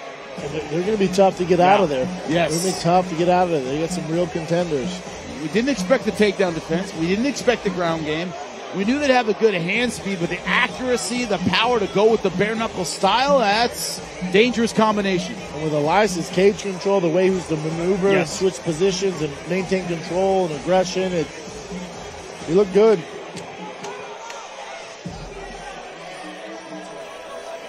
The fighter we're looking forward to tonight, Guto Inocente, not just a great fighter, a world-class striker. As Brendan said, we don't use those words lightly. Let's see what he had to say about his chances in this tournament. I am Guto Inocente, Jiu-Jitsu and Kickboxing black belt, and the son of the third kickboxing creator. I'm born to be a fighter. I fight for my legacy, I fight for my family, and fight is my source of money, so I fight for everything, I fight for my life. I see this tournament as my life destiny. This tournament will be great for me, will be great to show my worth to the world. For sure the 500K is a life change for everyone. It will change the life of my family. It will be very good for us. But I'm fighting for my legacy, as I said. And the most important for me is the title, not the money. Gamebred is the most violent show of the earth. And for me, fight bare knuckle MMA is the biggest title you can have in the MMA world. Thiago Marreta is a very good fighter. Now it's my time to fight him. I know it will be a tough fight. He's a very good fighter.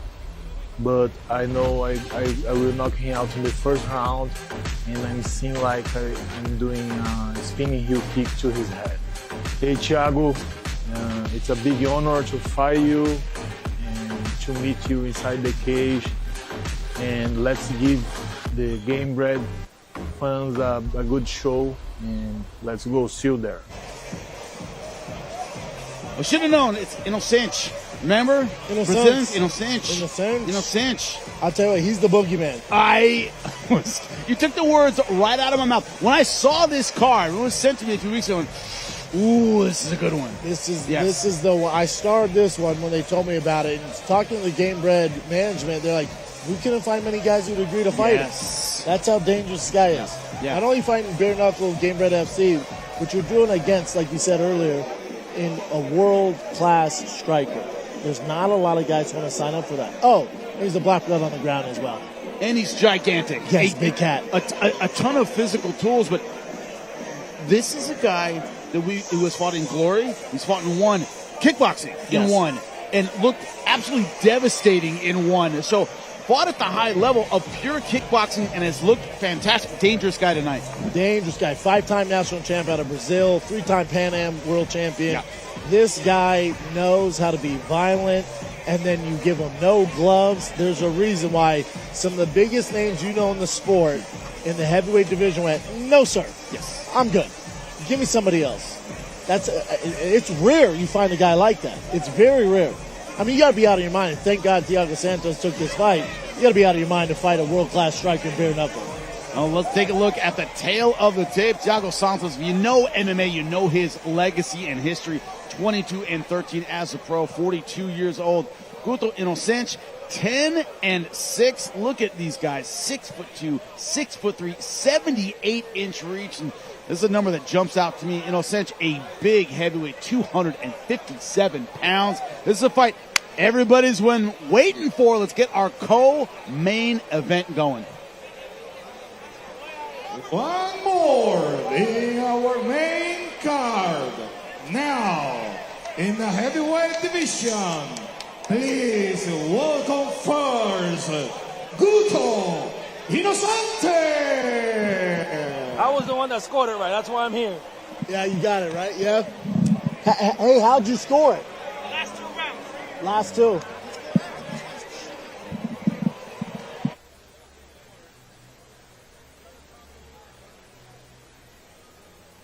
Inocente from Brazil. The man is all business. You saw it in the interview. He's one of those guys that, not a huge talker. Hey, my respects. I'm going to hit the great fighter. Really nice guy. I'm going to rip his head right off his shoulders. One of those guys who lets his fists do the talking. We talk about the experience. Glory, 1. That is at the elite of the elite level in kickboxing. We talked about his MMA record, 10-6. He's done his best work in kickboxing. Yeah. By far, his best works in kickboxing. He doesn't really want this thing to go to the ground, but if it does, he's pretty well versed down there. I saw him earlier yesterday, probably doing with his coach 3 hours of jiu-jitsu on the beach.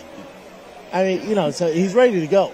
He's no slouch on the ground either. So it's kind of like, pick your poison when it comes to this guy. Pick your freaking poison. Fought in the UFC Strike Force, as we said, won in Glory, been around the world when it comes to MMA.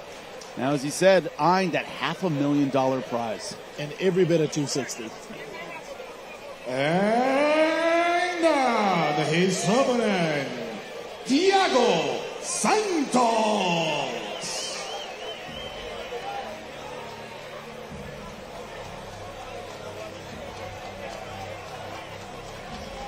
And there he is, Thiago Santos. His list of opponents: John Jones, Anthony Smith, Alexander Rakic, Glover Teixeira. His last win, though, Johnny Walker in 2021, looking to turn his career around. I mean, he's a guy that even can beat at 185. Yes.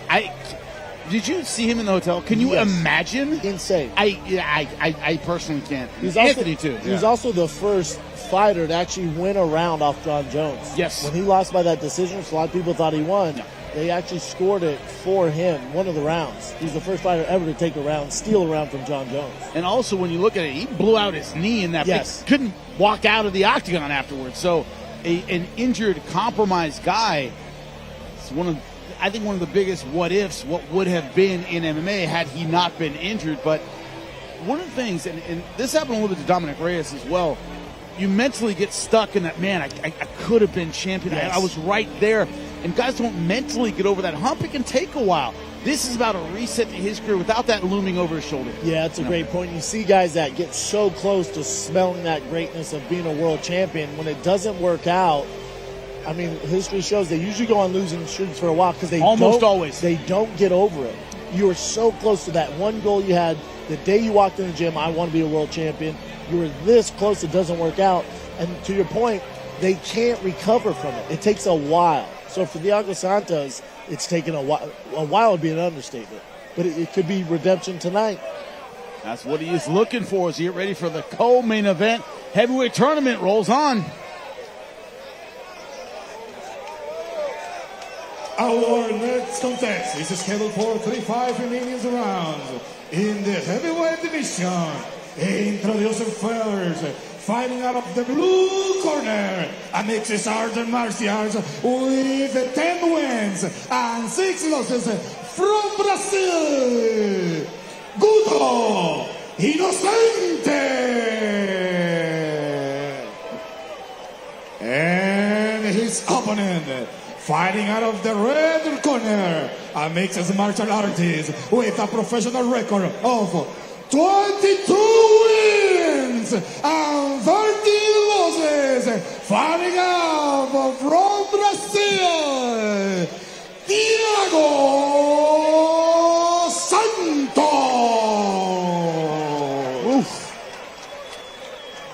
The referee, Mr. Tommy Santana. Ladies and gentlemen, we went over the rules yesterday. Violence, my friend. Violence. Both these gentlemen. Any questions? Any questions? Come on, let's go if you want. Let's go. You want to get some popcorn? You want to get something to eat? Now is not the time. We are expecting extreme violence in this co-main event, Brendan. Especially when you got like Guto, as hard as he hits, with the precision he hits with, you don't want to go on a pee break right now. Just hold it. Trust me. We begin round number 1, bare knuckle. Opening round, heavyweight tournament. Both these fighters want a spot.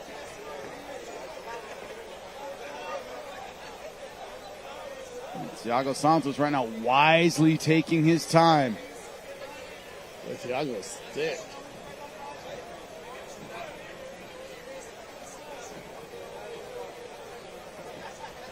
Guto Inocente taking a very measured pace right now. Until he's looking to load up one big shot. Yep.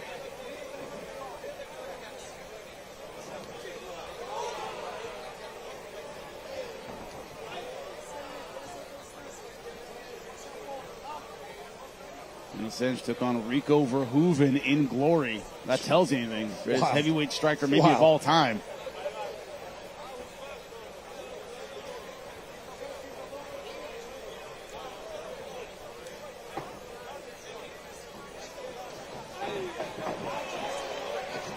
Immediate level change. Thiago Santos getting the takedown. Not a bad game plan. No, not at all.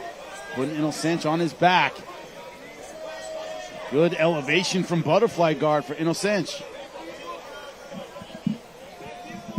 When you're dealing with such a dangerous striker, it's not a bad idea to take it to the ground. It's actually very smart of Santos.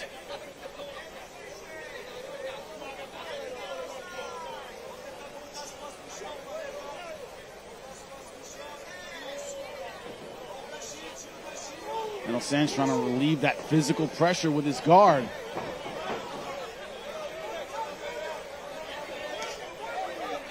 Nice short punches. Passing in the half guard, trying to make his hips heavy.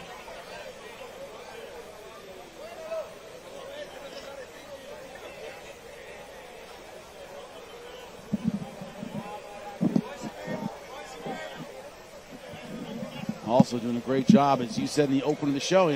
Look for the grappling and maybe take the energy out of these dangerous strikers. And right now, Thiago Santos doing that with Inocente. Yeah, he's so dangerous. Yeah. It's not that Thiago Santos doesn't believe in his striking, that he can't compete in the striking. But, you know, when a guy's this elite, might as well slow him down a little bit. As a great man once said, don't try to ice skate uphill. No. Yeah. Right? If you can do it easy, do it. Yeah.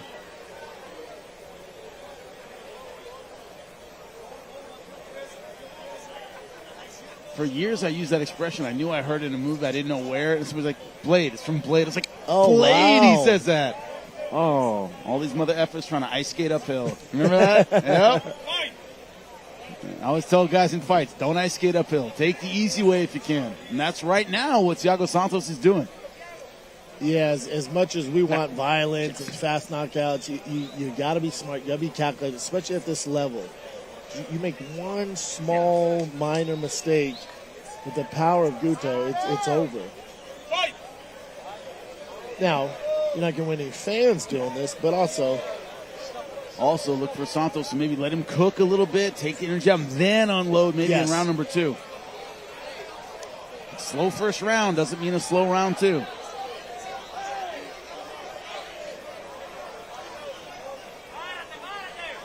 Already some blood around the left eye of Inocente.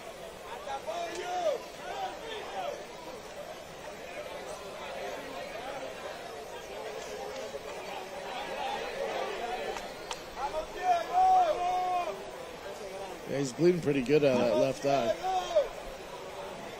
Short power shots.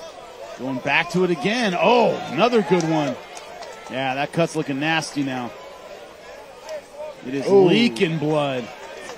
Really good ground and pound. Well, that one hurt him as well. And that's it. Wow. First round ground and pound finish for Thiago Santos. What a performance by Thiago Santos. Didn't really get hit in any facet. Landed the takedown early. Controlled him. And then just with brutal ground and pound. Not what I was expecting. His first win in 5 years. But man, look at the left eye of Inocente. Again, when you're dealing with these bigger weights, just these small punches where in regular MMA, when those 4-ounce gloves on, it's not doing the same damage. Here, I mean, it just ended this fight, ended the co-main event. It's like getting hit with a sock full of rocks. Just yeah, boom. man. Yeah. And the other thing is it opens you up. Those bare knuckles, they open you up, and that's what happened with Guto. Lex McMahon, the promoter, congratulating Santos on a great victory. But you just said it, a veteran's kind of win. Didn't take any damage, kept the weight on, didn't hurt his knuckles, but what a great finish here. Yeah, because Santos is known as an elite striker, especially coming from the UFC, but he's not on Guto's level. So it's like, all right, to your point, easiest path to victory. Get this guy down, man. Get him. Why play his game? Look at the beautiful hip pressure. Thiago Santos getting it done. The flurry to finish it. Those finishing instincts haven't gone anywhere.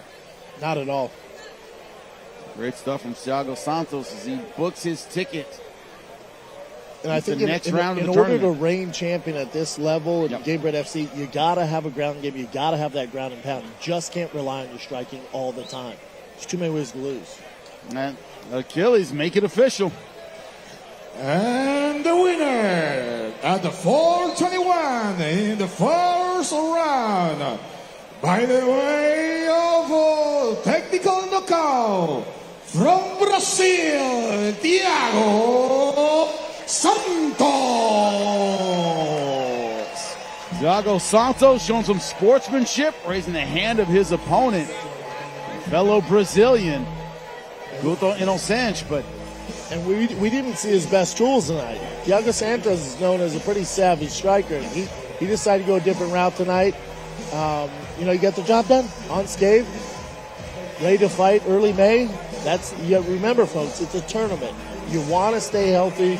You want to do least resistance as possible. He did it over a very, very dangerous opponent that not a lot of guys want to fight.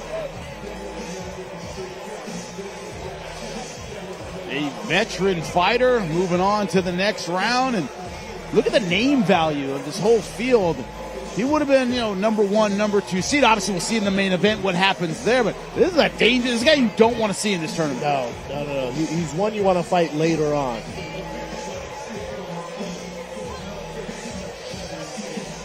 Thiago Santos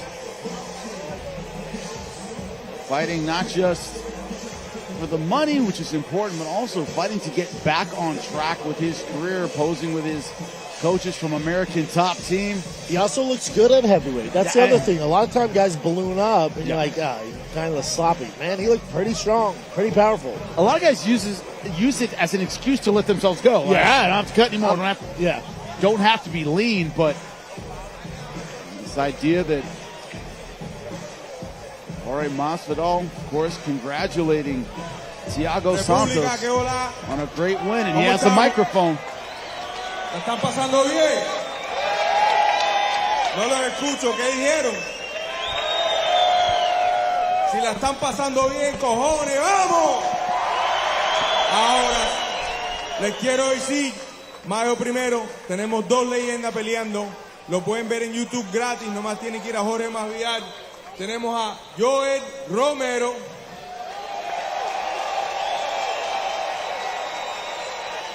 Gran atleta destacado en el UFC, en la lucha. Plata en las Olimpiadas contra otro gran titán del deporte. Héctor Lombard. Héctor, levántese por favor. Mayo 1, no se la vayan a perder, gratis en YouTube. Y ahora nos falta la pelea estelar de la noche, so por favor disfrútense. Lo voy a hacer todo en inglés ahora, no se molesten conmigo. Ladies and gentlemen, boys and girls, May 1st, we have Joel Romero against Hector Lombard. Battle of the Cuban Titans. Some of the best athletes to ever grace the sport of MMA will be throwing down May 1st, Jorge Masvidal Network, live in Miami at the Unrivaled Arena. Disfruten la pelea estelar, por favor, please. May 1st in Miami, Joel Romero versus Hector Lombard. Let's peel back the curtain just a little bit. They were supposed to do this in the ring and have a face-off. They couldn't be in the same place. You want to talk about bad blood? To have a face-off. And it goes deep. If you know the kind of the history of ATT with Hector and with Yoel, this runs deep. Listen, for you listening out there, we couldn't get them in the cage together because they would have fought on sight. They absolutely despise each other.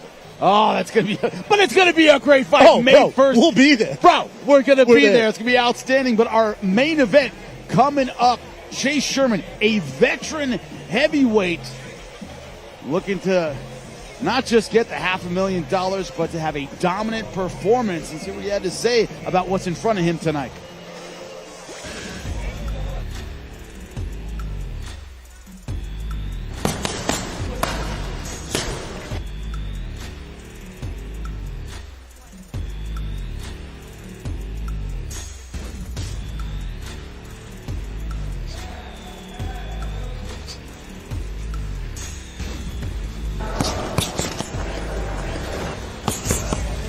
You get to hear Chase Sherman hitting pads with Robbie Lawler. If you wonder if he's training hard over at Killcliff, but look at Chase Sherman. The record, 16-12. His opponent, Anthony Smith, 37-22, 36 years old to 37.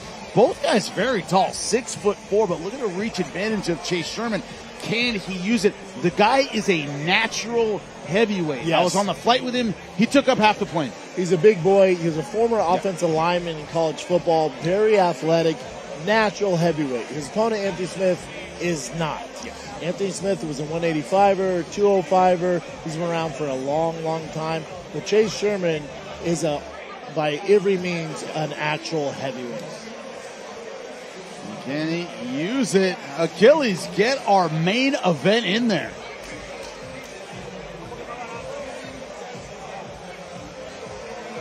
And now we arrive to our special attraction of the night, our main event. Please, let's welcome to our National Commissioner of the MMA, Mr. Fernando Dawaher. And now, thanks to Gamebred, the Fighting Championship, and Fighting Force Promotion, please welcome first, Chase Sherman.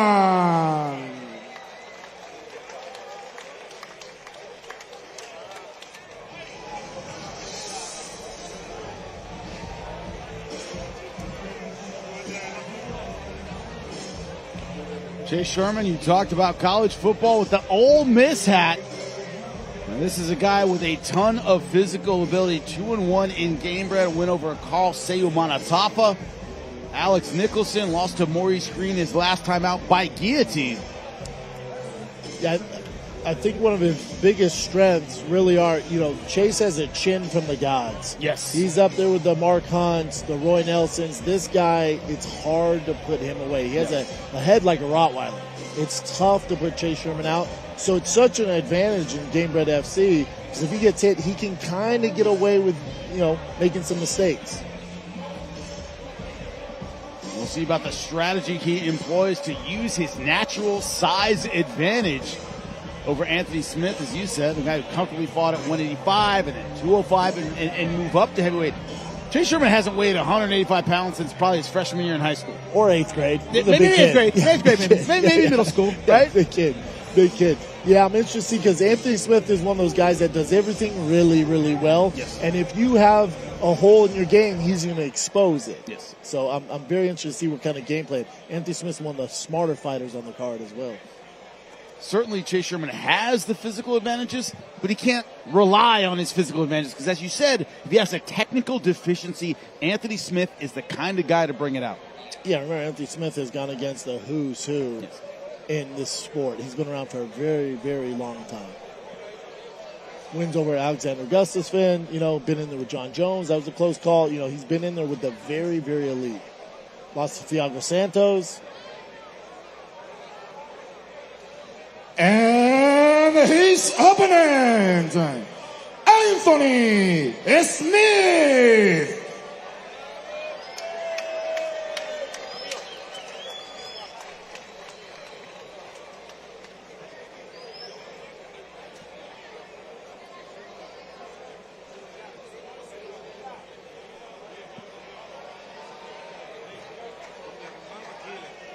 Chase Sherman is jumping around a little bit and kind of reach for his knee.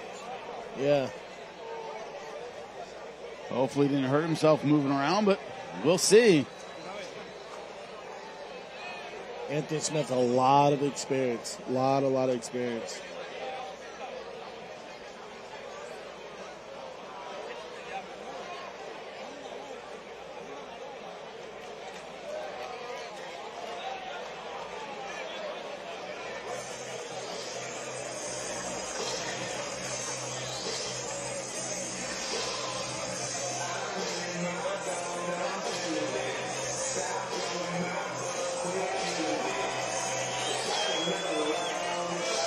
Anthony Smith, what I'm reading, is not a UFC Hall of Fame. It's in his list of opponents: Rashad Evans, Mauricio Shogun Hua, John Jones, Glover Teixeira, add Ryan Spann to that list. We look at the notable wins: Volkan Short-Time Ozdemir.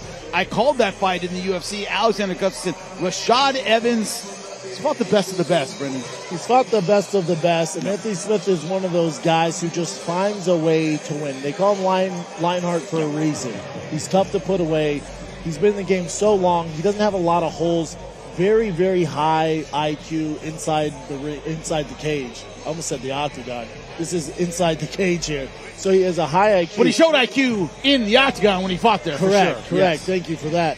Yeah, Anthony Smith is a tough one in this tournament because he's not going to be scared to go up to heavyweight. He's not going to be scared of the Chase Shermans, the Thiago Santos, because he's been in there with absolute killers and he's had success. Yes. And so now he's up at heavyweight. I was just with him yesterday. He says he feels pretty good. He's not even the best athlete in his own family. His daughters are all better athletes, and they're here tonight.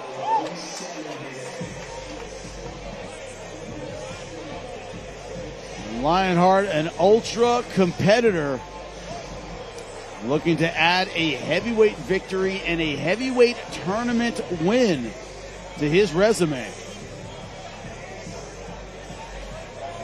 He knows he has a tough test in front of him.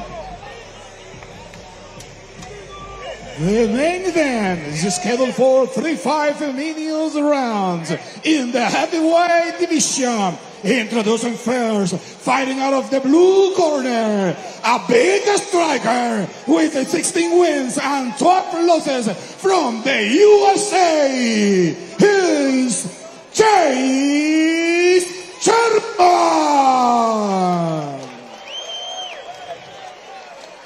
And his opponent, fighting out of the red corner, a veteran mixed martial arts fighter with a professional record of 37 wins and 22 losses, fighting for first time in the Dominican Republic. Give a warm welcome from United States of America.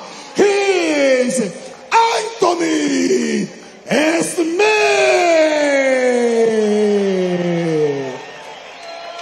The referee, Mr. Tommy Santana. Good evening, gentlemen. We went over the rules yesterday. I expect a good, clean, fair fight. Obey my commands at all times. Protect yourselves at all times. Any questions? On my fight, just go to the room. Here we go, Jimmy. Our main event, round number 1. Looking for a spot in the heavyweight tournament's next round. $500,000 on the line. So interesting, the strategy of Anthony Smith early against this much bigger opponent. We are underway. Yeah, I'm interested to see Chase Sherman's approach as well, because he's known as a tough guy, but it's going to take a lot more than just being a tough guy to get Anthony Smith out of there. Both fighters wearing black shorts. Chase Sherman with the gold trim. Good, two really good jabs. Oh, nice right hand. Doubled it up there. Anthony Smith showing no hesitation to throw power punches, which is the most Anthony Smith thing to do. He's already bloodied him up. Yep. The throw right hands with no hesitation. Man. Gloves or no gloves. I got to be honest, I expect Anthony, talking about the beach yesterday, to come out a little more controlled, a little more looking for the takedown. You're dealing with a heavier guy, but he's going toe-to-toe with him. They call him Lionheart for a reason. Good snappy jab as well. Really good jab. Good combo by Chase there.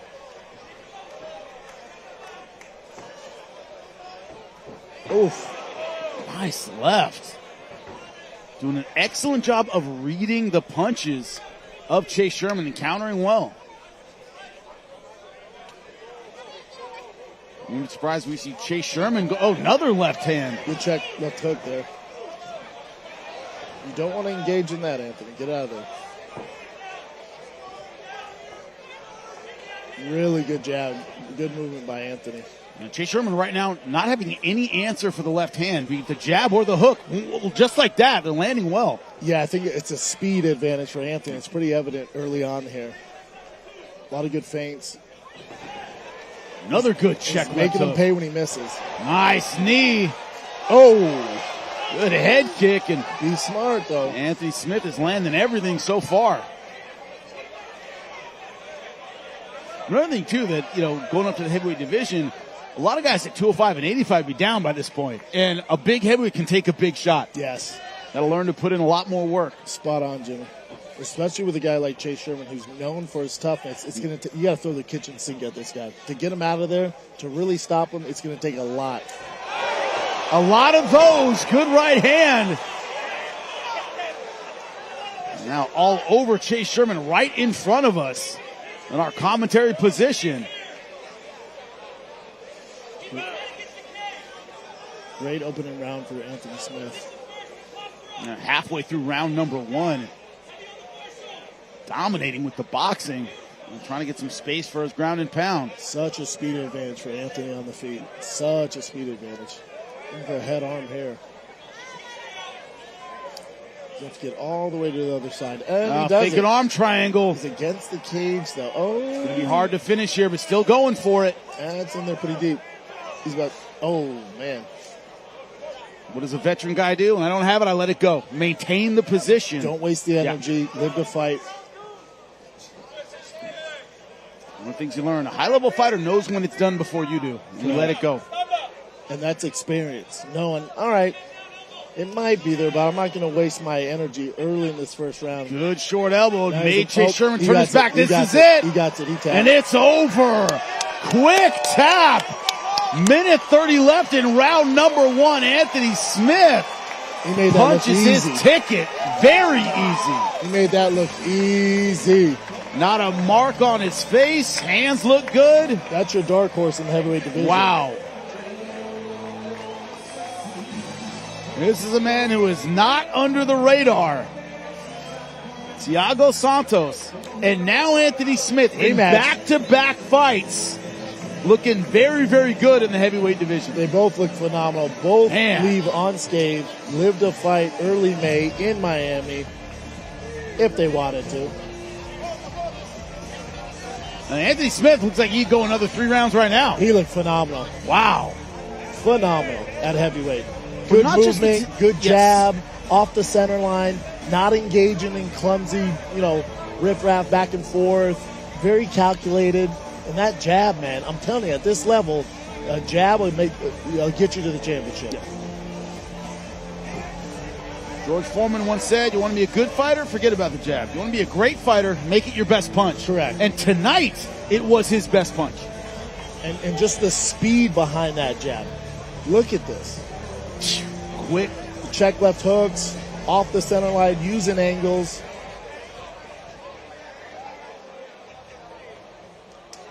With fast, accurate combinations, a good right hand. That's what led to the takedown.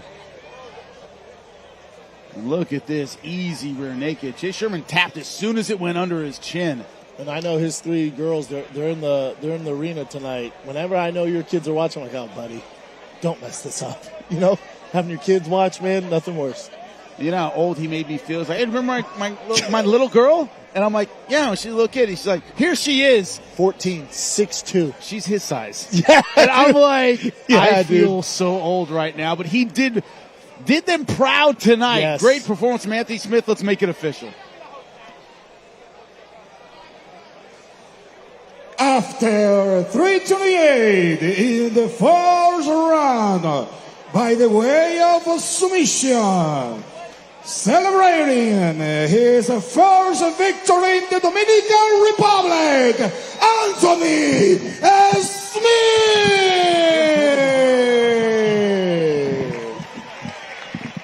Anthony Smith, a fantastic performance. República, gracias por su atención, gracias por su tiempo. Los veo bien pronto. Estamos aquí de vuelta en el verano. No se lo pierdan. Gracias de nuevo por su apoyo. Los quiero. Oh, there's his daughters. His daughter's in the cage with him. Jorge Masvidal thanking the crowd Un here. hombre aquí que también los quiere mucho. Señores, Jorge Masvidal merece un aplauso por traer este espectáculo a la República Dominicana. Y Rodolfo Laguaje, que venga para acá. Que Fighting Force sigue aliado a Jorge Masvidal y Gamebred. Para el verano regresamos. What a moment for Anthony Smith. He has earned every moment of this. Lex McMahon, Jorge Masvidal. Thank you, Lex. Let's take a look, of course. We had some great finishes tonight. The finish of the night brought to you by Extend. Look at this. And he earned himself a slot in the heavyweight tournament. He was just a kind of reserve, an alternate, because Alex Nicholson fell out. Now he steps right in. What a night for this gentleman. Dennis Petrov over Oscar Sosa. Sosa having a crowd behind him, so much energy. The Russian unfazed by the pressure. That was a rocket right hand. Rocket right hand, was ready to go. Again, 2-1 technically, but we know he has over 100 fights in prison. Yes. He's going to be a tough one to beat. He's your dark horse. We don't know a lot about him. All we do know about him is he can turn your lights off in about half a second. Well, I gotta say, the crowd here in the Dominican Republic has been absolutely fantastic. We have been treated like gold. Also, they have screamed and yelled and cheered their hearts out for their Dominican Republic fighters. And boy, did those Dominican Republic fighters show up tonight. They did. They should be proud of them tonight. And that man, Anthony Smith, should be proud of his performance. Getting back into the win column, not just that, but getting back in the win column in the heavyweight division. Also the chance of $500,000. You see his family there. He takes his family with him when he fights. Jorge Masvidal, Lex McMahon, the promoter, giving him his much-deserved respect. But it has been a night of incredible finishes. Anthony Smith just being one of them. in the heavyweight main event. Absolutely incredible. But how important is that? Getting that monkey off his back. First went outside the UFC, you went out on a losing streak, not how you wanted to go, but to get that monkey off his back, how does that feel? Yeah, I think for Anthony Smith too, a lot of us, even me when I saw him yesterday at the beach, I go, why? What's your why? What's your reason? Why are you doing this? Yeah, my thing was, why are you doing this? And we see Anthony's like, I just want to compete, man. I want to compete, and I feel like I have new life at heavyweight, I have new life in Gamebred FC. And he went out there tonight, he looked phenomenal. He looked loose. Jab, he looked loose. Yes. Spot on. Yes. Not the same nerves he has in the UFC. He looked like he was ready to go. He means business. He trained hard, came in shape. Looks like he holds this heavyweight weight pretty damn good as well. He's going to be a real threat for these boys at 205 plus. Yes. It's one of those things where you look, does a heavyweight frame, having that weight on your frame, does it affect your movement? Does it affect your ability to time? He looked absolutely fantastic, but everyone tonight put on a fantastic performance. The lightweight tournament was absolutely spectacular. To go along with the heavyweights, this crowd here in the Dominican Republic was great. Everyone here supporting the Dominican Republic fighters and the foreigners that came in and did their job. Thiago Santos, one of the biggest names in the heavyweight division. Also Anthony Smith getting it done in our heavyweight main event. I have to say, K-side, it was an absolute pleasure to call. Working once again with Brendan Schaub was fantastic for everybody behind the scenes here at Gamebred MMA. It has been absolutely fantastic. Thank you so much for tuning in. We'll see you next time in Miami.